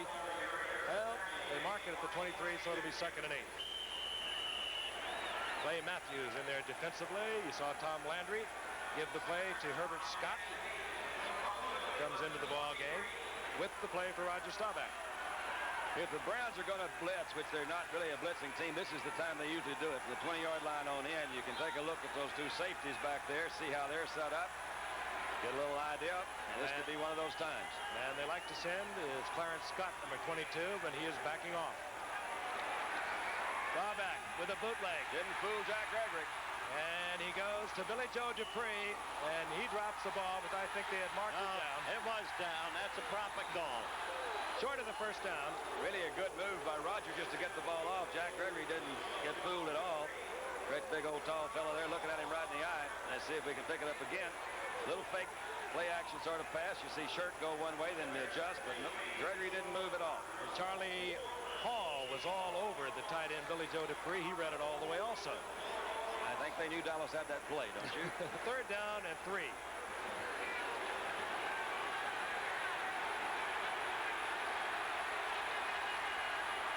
Ball on the 18-yard line.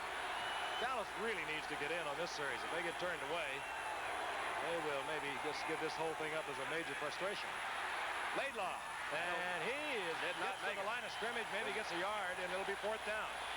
That was a good defensive play. Charlie Hall again was out there. If anything, Roger may have thrown that ball a little bit early. It's not unusual to see that kind of play in a short yardage situation where the quarterback can roll out and have the option to run or throw. Excuse me, Don. Tom looked it over, and I think he was seriously thinking about going with the run. He saw it was a little more than a yard and a half, and he sent the field goal team in. That means Rafael Septian. He's doing the right thing. I don't know exactly what to get the point out all printed out, but I'll guarantee you he has it in his head, and he knows that his odds of getting 1.5 yards on the 17-yard line are not as good as he'd like them. So he says, I'm going to go with Septian. Holding the ball is Danny White. He's also a quarterback with a broken thumb, but he has been working out as a passer, but we do anticipate the field goal. Clock. And it's one of those nights for Dallas. So far, it sure is. And this was not over yet. Whoa! Oliver Davis picked up the ball. We don't know who got the big paw on it, but Cleveland has turned Dallas back once again. Like we said, they bend, but they don't break. They bend, but they don't break. They are really frustrating Dallas at this point. I think that was a critical situation for Dallas, and that they have been down there several times, and each time they've come away with nothing. 3 turnovers. You would like fumbles, this, the block kick, and then, of course, the interception for the touchdown. So, in effect, 4 key turnovers in the first half. And Cleveland has the ball at their own 28-yard line. Instead of giving up 3 points, fairly good field position. They have 3:30 remaining in the half, and they give the ball to Greg Pruitt. He almost gets around the corner, but he's upended out there. And you don't ever want him to turn that corner, because before you look around, he's 40 yards downfield. Hey, Curtis Weathers, who's been performing some great plays for Cleveland on their special teams, blocked that kick. He's that rookie from Mississippi. We've seen him down under punts and kickoffs tonight. I saw Greg Pruitt wave to the bench that time, and I think he hurt his ankle a little bit. It was a good tackle by Bob Bruni coming over. You see Pruitt come out now. He's limping just a touch. And Calvin Hill comes in, number 35. Pruitt moves to the sidelines. 2nd down, 6. Ball at the 32. Here's Calvin Hill. And Hill out over the 35 to the 36. Short of the first down. It'll be 3rd down and 2. That's a man you have to like and you have to respect. Certainly one of the finest running backs the Cowboys ever had. A Yaley who dreamed of playing tight end, but was instead used as a running back. Made a mistake, went to the World Football League, paid for it, then to Washington, and then with the career apparently over, back with Cleveland and doing great spot duty for them. On 3rd and 2. Sipe, intercept, hangs it up, and no, and Cliff Harris can't hold on. He was in a battle for the ball with Ozzie Newsome. Ozzie did his job. He made sure that Cliff didn't get it. That's right. And D.D. Lewis again. He was in there pressuring Sipe. Made him hurry the throw on the blitz. So 2:09 with the clock stopped. And Dallas will get the football back. Plenty of time. Dallas with 3 timeouts. Cleveland with 3 timeouts. Now you made the key point about Evans. He's been punting poorly tonight, Frank. Let's see what he does now. Because Tony Hill can break it if he gets a shot.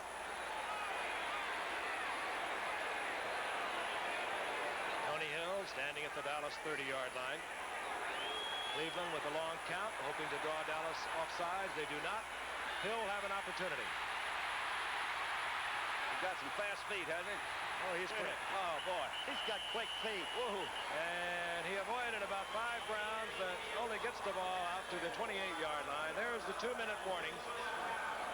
Time actually had moved to 1:58 remaining in the half before play would stop. And we'll be returning to Cleveland in just a moment.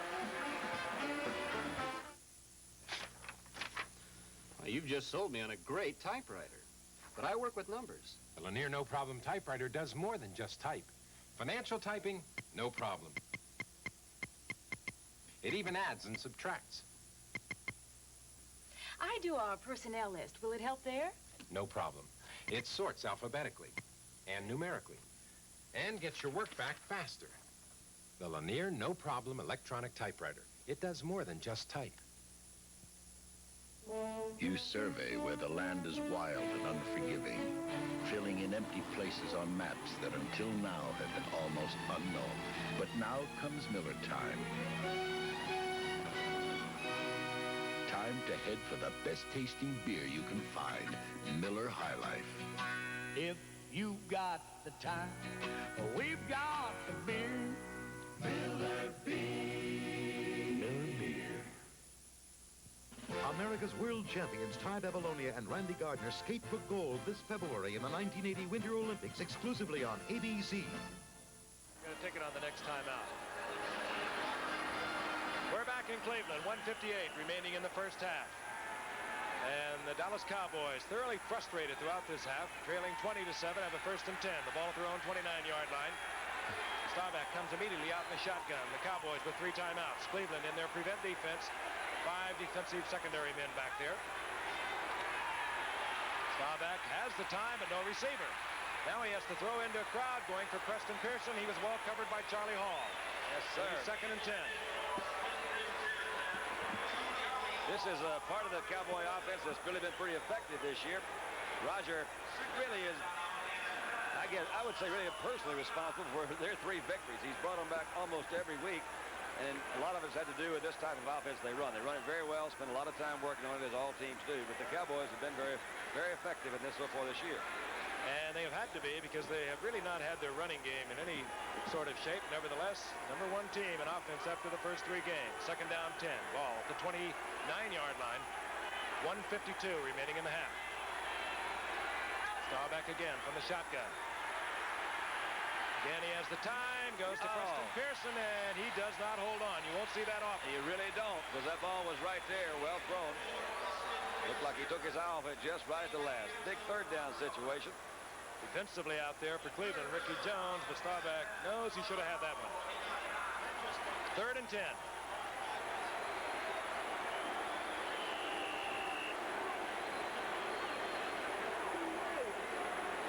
Dallas with 3 timeouts. Should they be able to put together a completion? Cleveland has all of their defensive secondary men back. They've moved into 6 men now because Ricky Jones, who can play linebacker, is also a good defensive back and a backup safety man. He's in there wearing 47 for Cleveland. Out of the shotgun once again. Staubach in trouble. Down he goes. Jerry Shirk. They just really overpowered them, put a good defensive rush with all four of the front guys up there. Had the linebackers pretty well covered. He didn't have a chance to look at anybody. You talk about a fired-up team. We've told you about Jerry Shirt, the great veteran from Oklahoma State. But what's interesting is the play of the underpublicized Cleveland linebackers tonight. We've seen Charlie Hall get at least 4 critical calls from Frank, and then Clay Matthews on a number of occasions. And Dick Ambrose picking up a key fumble by Dorsett and Staubach. All right, Danny White will punt, and Cleveland could get field position. They've got the top punt returner in the AFC back on his own 40-yard line. That's Keith Wright. Little mix-up there. And they are going to get called for delay of the game, and Cleveland will have even better field position following a 5-yard assessment. That's really not like Dallas to do. You know, they seem to be a little bit rattled out there. That things didn't work real well. Denny Barnes, it appeared, was lined up in the wrong position. They were trying to bring him, saw Bob Brunick trying to bring him back in. Delay of the game call.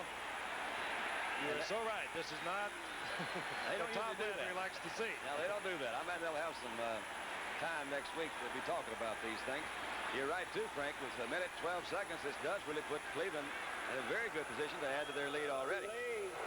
Offense, 4th down. All right. Danny White will give it another go-around. We'll start that 30-second clock again, of course.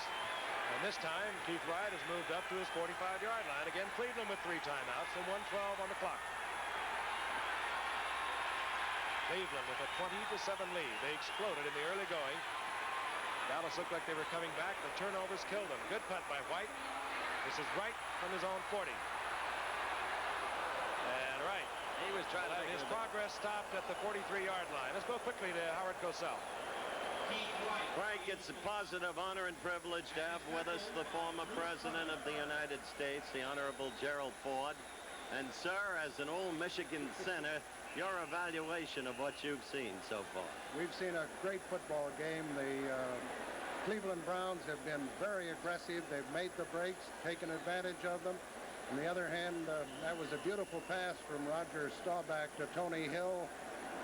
You can't rule Dallas out even though they're 13 points behind. We haven't done that, sir, not yet. Well, quickly, let's go back to Frank. We thank you, sir, for being with us on 1st and 10. Cleveland, Brian Sipe deep, going for Ozzie Newsome, and is picked off. Denny Barnes. Denny Barnes, the left cornerback. Dallas in the prevent defense. Now a flag goes down as Barnes gets it back up to midfield. 46 seconds remaining on the clock. I don't know, Frank. It may be wrong, but I think this penalty might be on Harvey Martin in attempting to block after the interception. Let's see if we get a call on it. Personal foul indicated, and will be marched off against Dallas. Notice that Sipe kept throwing, even with only seconds left. 46 seconds remaining. I don't blame him with a guy like Cockcroft on his side. He needed hit one, and he was pretty well close to that field goal position.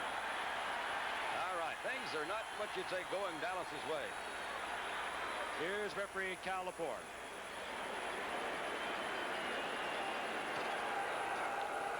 Personal foul after the interception, 65.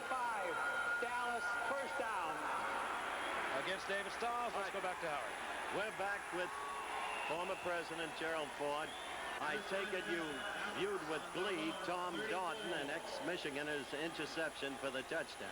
He was a great ball player at Ann Arbor, and the way he came through, grabbed that ball and went, what was it, about 35, 40 yards? Well, he's done a great job, but I would say the whole Cleveland team has been aggressive and fantastic, and it's been a great evening. Thank you, sir. You look superbly well. Great to have you with us.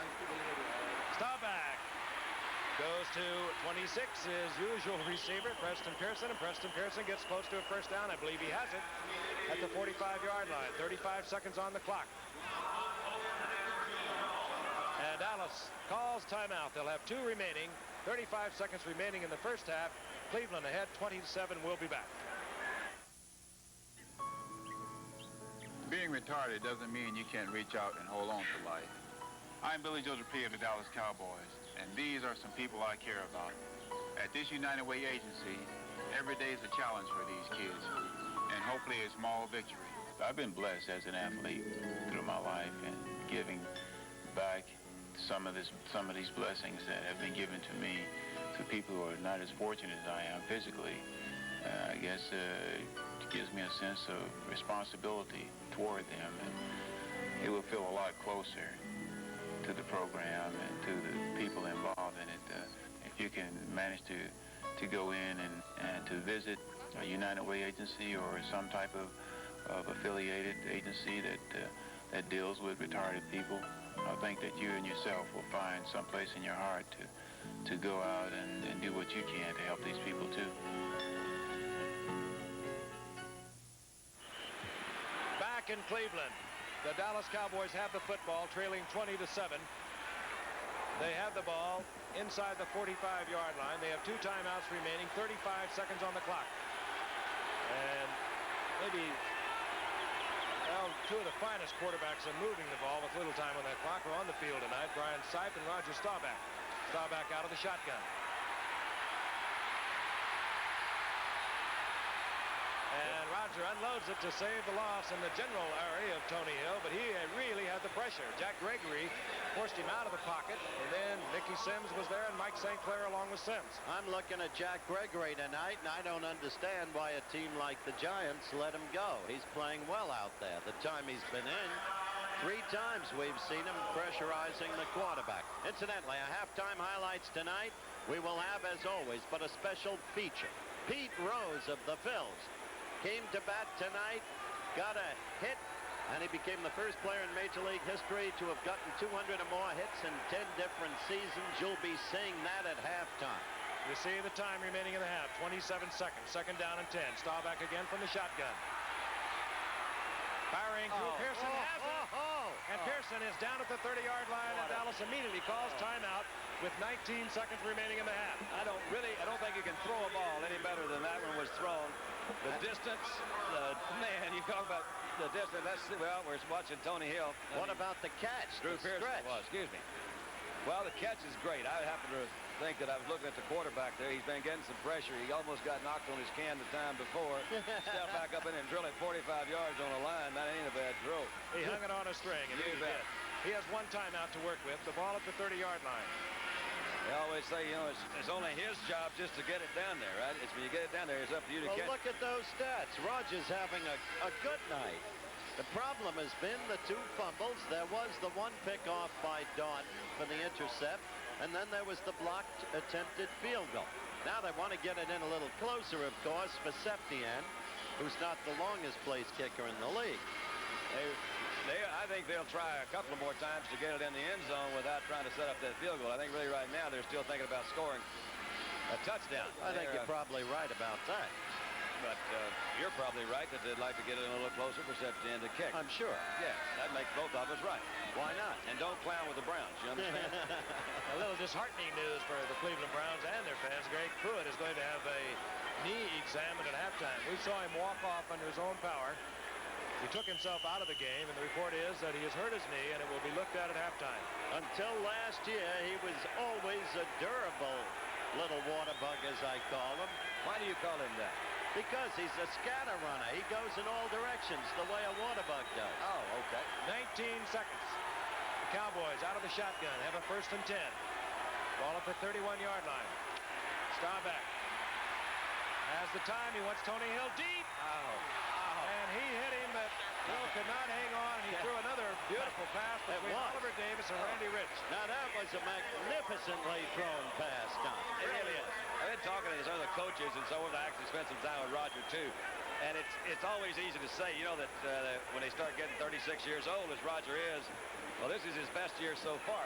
But he has all the stats to back it up. Look at that ball, man. Not even a ripple in the thing, and it did hit Tony right in the hands. Of course, he had some defensive people around him, and I don't say he dropped it. It just was one of those things. He didn't drop it, did he? Well, let's say he could have caught it. It was there. 1 timeout for Dallas. 2nd down, 10. The ball inside the 31-yard line. Again from the shotgun. Cleveland fakes the blitz. They pull out of it, but they still get pressure. Staubach tried to hustle it, and he hit was shocked. I can really understand, you know, Matthews is standing right there in front of him. But let's look at the trouble that Roger gets in before he gets up in a position to throw. There's something about playing quarterback. You can feel those guys come around there. He didn't even see Matthews. He's drilling it right there. And you see that what happened to Roger right after it, he got hit from the back. So here's Septien. He'll have to kick on 3rd down because the clock indicates only 6 seconds remaining in the half.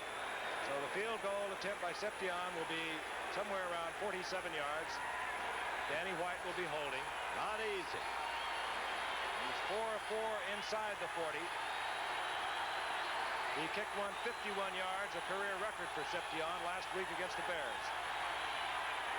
He has the distance, and he misses on the right. Time is expired, and you'll hear a roar because the Cleveland Browns have the Dallas Cowboys 20-7 at halftime. Stay with us. Highlights and a look at baseball history. Dale Nichols is a good little league coach and a good neighbor. I really enjoy working with kids, getting them started in the right direction. I enjoy working with people as a State Farm agent, too, especially with their life insurance. Usually, I know the families pretty well. I handle their other insurance, so I'm better able to advise them on life insurance. And like a good neighbor, State Farm is there. That's life insurance, the State Farm way. Buick introduces the 1980s Century sedan, our little limousine, a brand new Century filled with room, comfort, and elegance, powered by a responsive and efficient 3.8-liter V6 engine. A Century which by all appearances looks as though it should cost a small fortune, but which in truth does not. Where to, folks? Home, Jimmy. Right, Mom. Buick's new Century sedan, our little limousine. Rico! Tuesday, Fonzie takes on his arch-enemies gang with help from a girl named Kat. Then, Angie buys a new dream house that becomes Brad's nightmare. And the new landlord's moving in on all the women of Three's Company. Then the taxi gang gets a new driver that even Latka can't understand. Tomorrow. This is Jeff Maynard. Chopper 5 is standing by to show you what happens downtown after Monday Night Football. Chopper 5 is live right after the game on Eyewitness News. I'm Bob Albert, Vice President Sales for Sharon Steel Corporation. Sharon Steels are not raw materials. They're carefully engineered products. Here's an example. For a manufacturer of golf club shafts, Sharon developed a special alloy steel that could be formed into thin-walled tubing to make an ideal shaft in terms of weight, strength, and rigidity. Now, most golf club shafts are made of Sharon steel. To order your Sharon steel, call Bob Maloney in Cleveland or Lynn Houston in Canton. Eyewitness News follows the game. This is the WBC World Heavyweight Champion Larry Holmes exploding against his last title challenger. This is Ernie Shavers knocking out Ken Norton in devastating fashion for a title shot. Friday night, they meet in the most important fight this year, the WBC World Heavyweight Championship. And starting the evening off live at 8 Eastern, undefeated Sugar Ray Leonard goes for his 25th straight win. Also, Roberto Duran, considered by many pound for pound the best fighter today. Holmes, Shavers, Leonard, Duran, Friday night on ABC. We're back live, Cleveland, Ohio. The halftime score, Cleveland 20, Dallas 7. The scoring like this. Dave Logan on a 23-yard pass from Sipe. The conversion failed, 6-0 Cleveland. Ozzie Newsome, 52-yard pass from Sipe. The conversion good, 13-0. Thom Darden, number 27, 39-yard interception. Touchdown, kick good, 20-0. Tony Hill on a 48-yard bomb from Staubach, thus the score, 20-7. At Veterans Stadium in Philadelphia tonight, baseball history made. So let's go back to Philadelphia for what happened. And it was like that in Veterans Stadium. That's Philly fanatic going through his thing. And we were in the bottom half of the second inning with 2 outs and none on, and the score tied 1-1. Pete Vukovich pitching for the Cardinals, and Pete rose up. He took a pitch, a called strike, and then this smallish fellow, one of the greatest competitors in the history of baseball, and there it was, a shot into right center. So he became the only man in the total history of baseball as you look at that remarkable competitor. And the the crowd. The only man to collect 200 hits in 10 different seasons. The Cards won 7-2, but so what? And now again at halftime, live in Cleveland, and the Browns bending but not breaking, leading. Now let's turn to yesterday's NFL highlights as provided by NFL Films, beginning with Schaefer Stadium, Foxborough, Massachusetts. Two powerhouse teams, the Chargers against the Patriots. Action in the first quarter, 7-0 New England. Patriots ball, first and 10, the Chargers 10, and that's number 44, Don Calhoun, running right.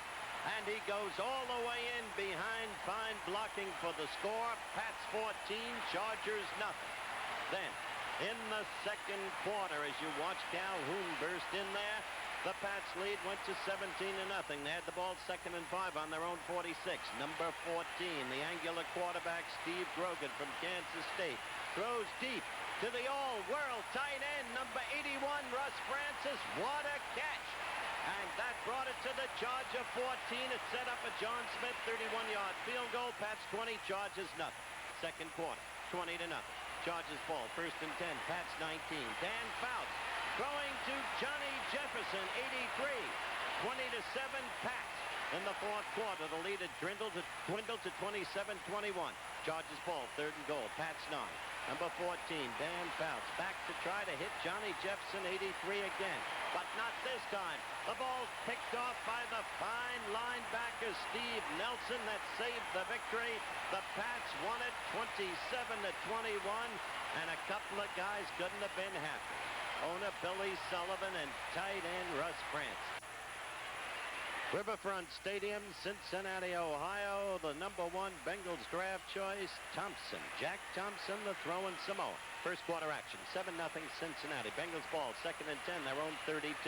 Thompson back to throw in the pocket. Good protection. Downfield. Billy Brooks, number 82, gets the ball. But look at that. He strained his knee on that catch. Couldn't run in for the score, which he might otherwise have had. They had to settle for a field goal. 10-0 Bengals. They rolled it up to 24-0. Second quarter action. Houston ball, 3rd and 11. Bengal 35.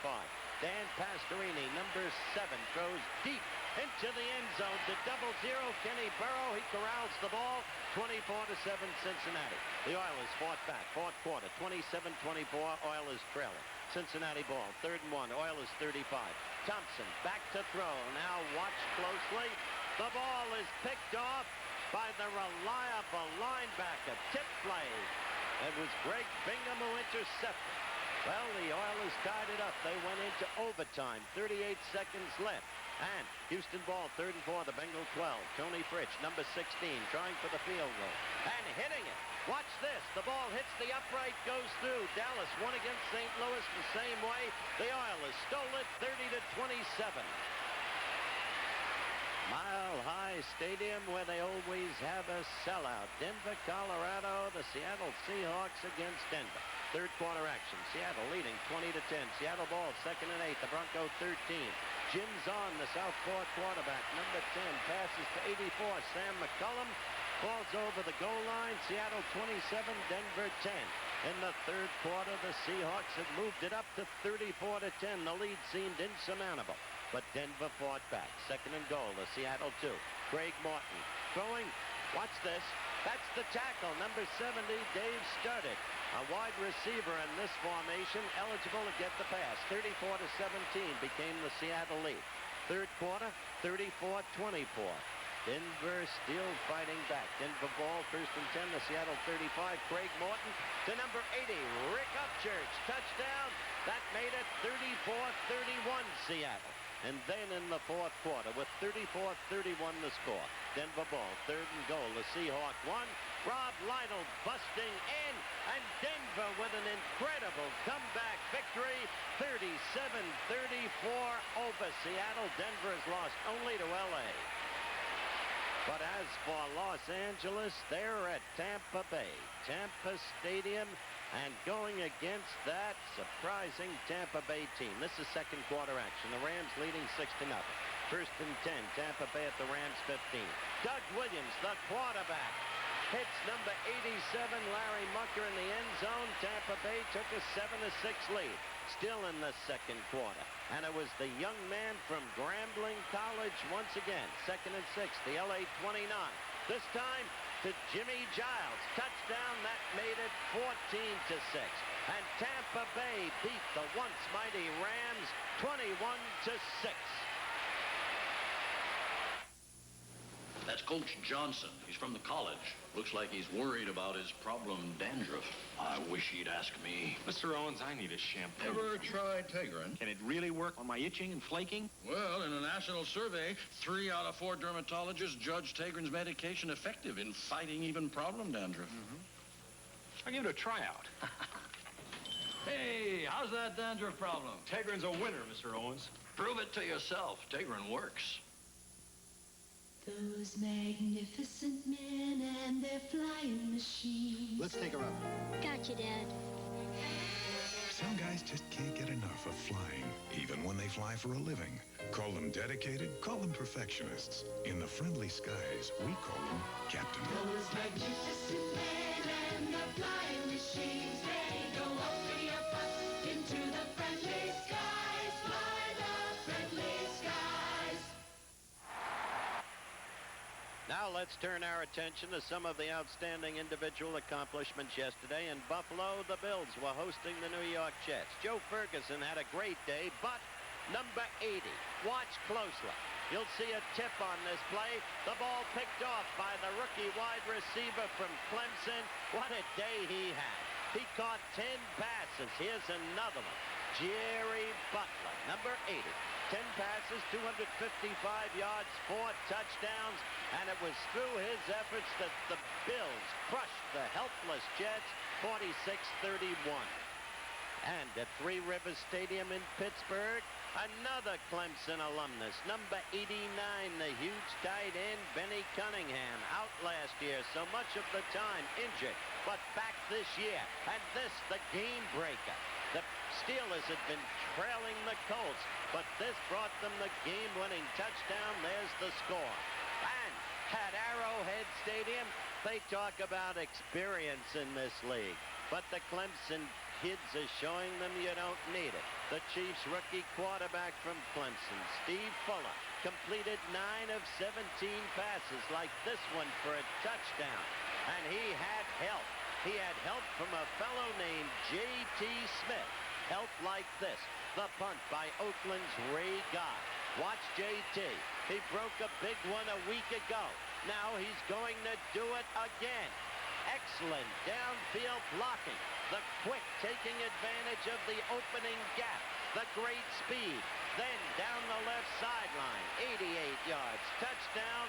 Kansas City shredded the once powerful Oakland Raiders 35-7. There was another old friend yesterday, the big bull, Larry Zonka. The man who the Giants said couldn't play anymore. Couldn't play? Look at this against the Chicago Bears. This was Larry Zonka the way he used to be. 3 touchdowns. Carried 15 times for 73 yards, equaling his 1973 AFC Championship game performance. The Dolphins 31, the Bears 16. And, of course, a man we saw this way a couple of weeks ago, sitting in the stands at the Orange Bowl, the great little field goal kicking tie salesman, Garo Yepremi. The Dolphins had let him go, but he came back yesterday. He came back against San Francisco for New Orleans, kicked a field goal, an NFL record, 17 consecutive field goals. Stenerud and Cockcroft had shared the prior record. And in Minnesota, the Vikings went into overtime with the Packers. And then young Tommy Kramer out of Rice threw to Ahmad Rashad, number 28. He caught 9 passes on the day for 136 yards and 2 touchdowns. And this touchdown won it for the Vikes 27-21. That action, of course, yesterday. But meanwhile, we have what could turn into a barn burner been close all night. At halftime, the score, Cleveland 20, Dallas 7. Dallas, of course, a victim of their own mistakes. ABC's NFL Monday Night Football is being brought to you by the Miller Brewing Company, brewers of Miller High Life. If you've got the time, we've got the beer. And by Buick, for Riviera and the mid-size Century and Regal, to the 1980s smaller Buicks like Skylark. You'll find very fine cars and very good thinking. We'll be ready for the second half kickoff after a word from our local stations. On 8 is Enough, Nicholas is really growing up fast. Aren't we going to hit on some girls? And on Charlie's Angels, a drug dealer turns Kelly into a junkie. I have been shot up with heroin. Then Ross disappears from Vegas, and Dan's new boss wants him dead. Wednesday. Beatlemania is playing to standing ovations across the country, and here's why. The live music made it. I really feel like I'm seeing the Beatles. The visual images were unbelievable. Marvelous visual, musical, and nostalgic experience. Beatlemania. See Beatlemania live at the Palace, October 10th through the 28th. Call 523-1755 and charge your tickets now. It's the sellout. Central Cadillac is out to sell more than 250 1979 Cadillacs, the largest inventory in Ohio, to make room for the 1980s. So Central Cadillac will sell out to you. Our prices are falling. Huge discounts earned by achieving the factory sales goals are continuing. We're ready to deal. The sellout ends soon at Central Cadillac. So hurry before we're all sold out. Central Cadillac. Catch Tic-Tac-Toe tomorrow night at 7:30. All right, Frank, guess. Yes. Well, Ray Beck wore 65. We had a couple of 65s. I better fish around and find out. 42, of course, Charlie Connolly. 16, well, yours truly. 29, Alex Webster. Kyle Rowe, 44. 65, Ray Beck. And every one of them watching tonight. Big Red in Jersey. Kyle in New York. Chuck down in Mississippi. Clarksdale, Mississippi. Yeah, Frank and I know that. All right, Brian. Brian Sipe. And he turned on this huge crowd of an anticipated 80,000 in the first quarter. Hit Dave Logan. Beautiful pass, corner of the end zone. Throwing the ball on first down. Then Cleveland ran into a little bit of trouble. Dallas moved the ball. They had a couple of fumbles. They had an interception. They had a blocked field goal. And anything and everything that could have happened to Dallas has just about happened to them tonight. Cockcroft will kick off. Springs is deep along with Steve Wilson. And this will be Wilson, who had a touchdown against the Bears, called back last week of 84 yards. Steve Wilson, a rookie from Howard and the son of a former great player with the Rams in Cleveland. Touchdown, Tommy Wilson. Got some good moves there, hasn't he? Goes to the outside. He is fast. Dallas has a 1st and 10. The ball up to 31. And, Don, you've been in that locker room, and things went like this with Dallas. What would you hear from Tom? Well, you really hear almost the same thing. They really cut out the chatter. They get right down to business. They go right back over, see if any changes, any adjustments that have been made they didn't expect, try to go over that. But usually they go back and say, let's go what we had going in. They worked awful hard to get ready for the game, so they'll know. And never any panic. No panic. Tony Dorsett. Maybe they should panic. And I'll tell you what's happening to Dorsett. You fumble the ball a few times, and every time you go up against the team, they're going to test you. Every second man in there is going to pop that ball. They're going to try and jar it loose, and it just compounds a problem if you have one. And that's a good comment, because that's what Dorsett is thinking about, and that's what self-inhibits his play. You also look and see, how did Mickey Sims get back there in the backfield before Tony got to the line of scrimmage? You check little things like that. How's he back there? Somebody blocking. Second down, 10. Laidlaw, and he moves out close to the 35-yard line for a gain of 4. It's going to be 3rd down and 6. That's a big play, because you know that Tom Landry wants this team to get off the mark in a hurry. And this first series, again, is an important series. As we have had several for the Cowboys in the first half, and we have one again here. Into the ball game on 3rd and 6. The passing down for Dallas comes Ron Springs, Jay Saldy, and Preston Pearson. the receiving core, if you will, of the Cowboys in the passing situation. Roger out of the shotgun. Cleveland brings in their 5th defensive man.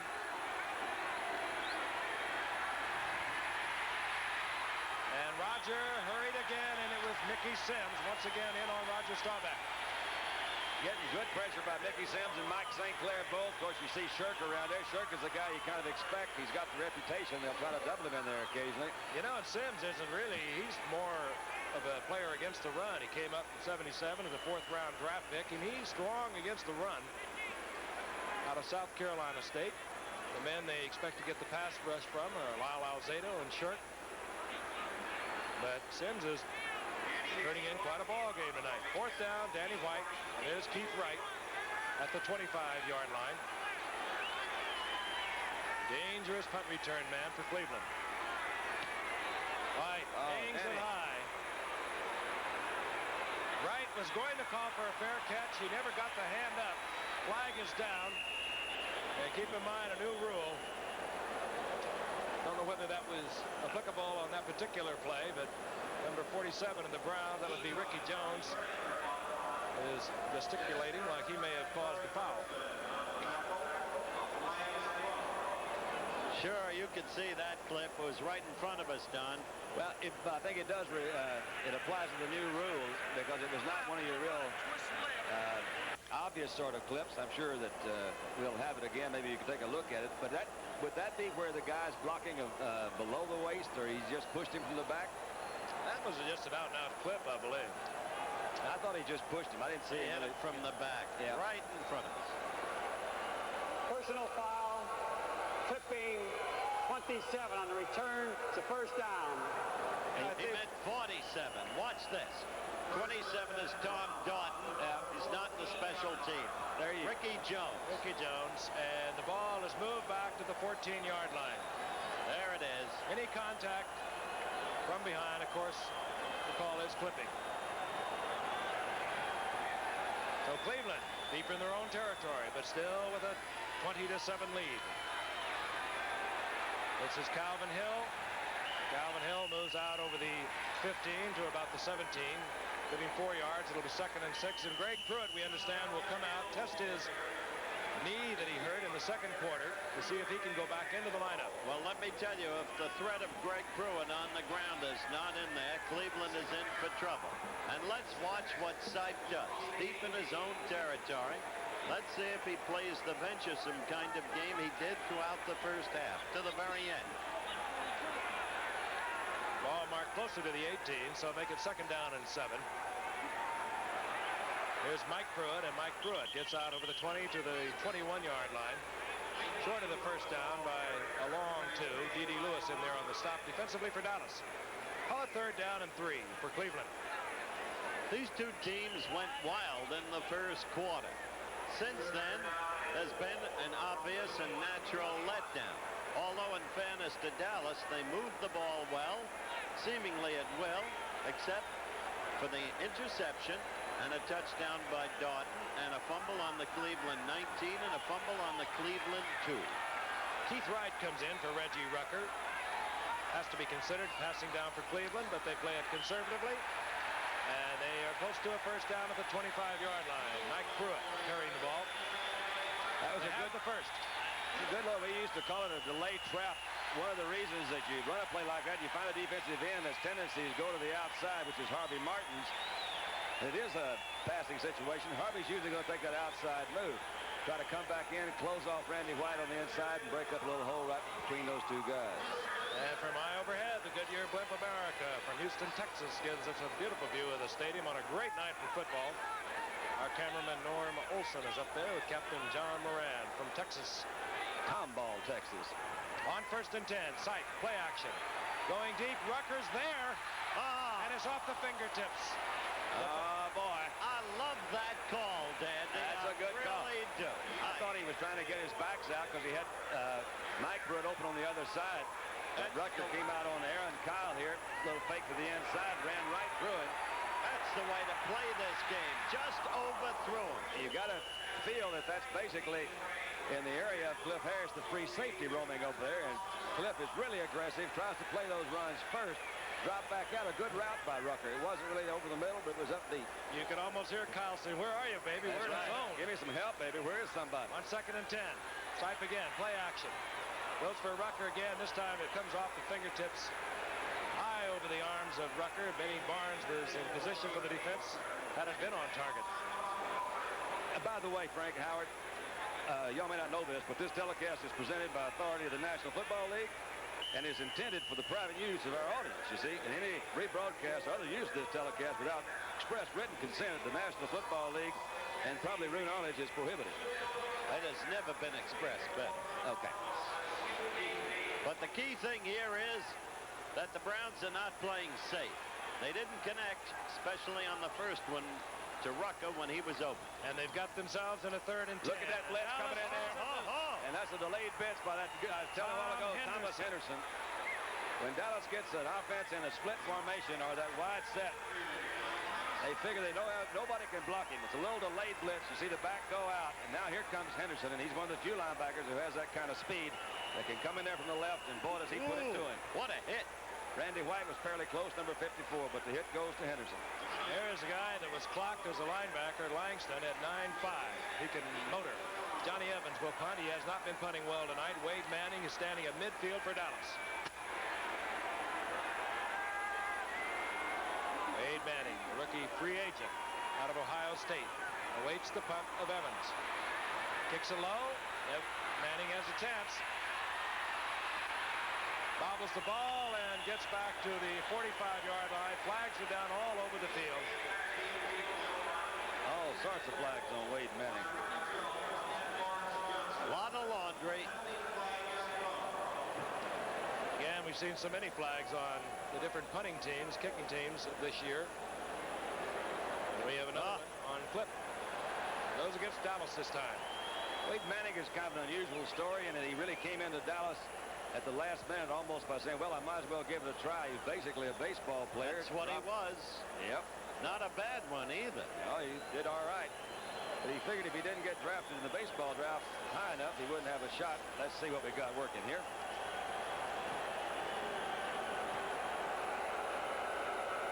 Personal foul, clipping 34 on a return. It's a first down. Aaron Mitchell, another rookie out of the University of Nevada at Las Vegas, guilty of clipping. And there's Greg Pruitt. He's on the sidelines. We don't know whether we'll see him or not. Maybe we'll find out when we come back in just a moment. Goodyear Tiempo, official tire of the 1980 Winter Olympics, brings you Art Devlin, Vice President, Lake Placid Olympic Committee. If you're coming up here for the Olympics, let me tell you, with our crazy weather, it's no picnic driving here any season. That's why I drive on Tiempo.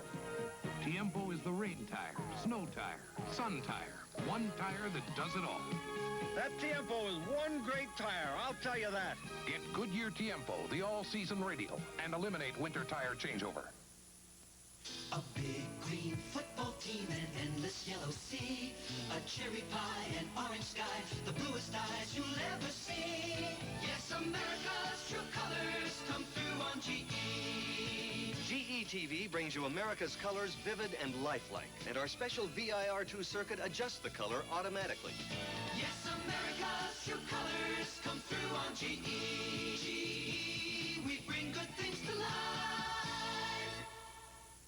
An NCAA college football doubleheader. Penn State, Nebraska headlines regional action. Check local listings. Then Ohio State battles UCLA Saturday. College football on ABC, and it can make for a very fun Saturday. Look at Brian Sipe there. That's a little ammonia. He says, let me get my head clear. He really did. You see Mark Miller and Evans both warming up on the sideline. Penalty against Dallas. They still have good field position, their own 39-yard line. They would have been in Brown territory. Staubach right to the air on first down. Looking for Billy Joe Dupree, wide open.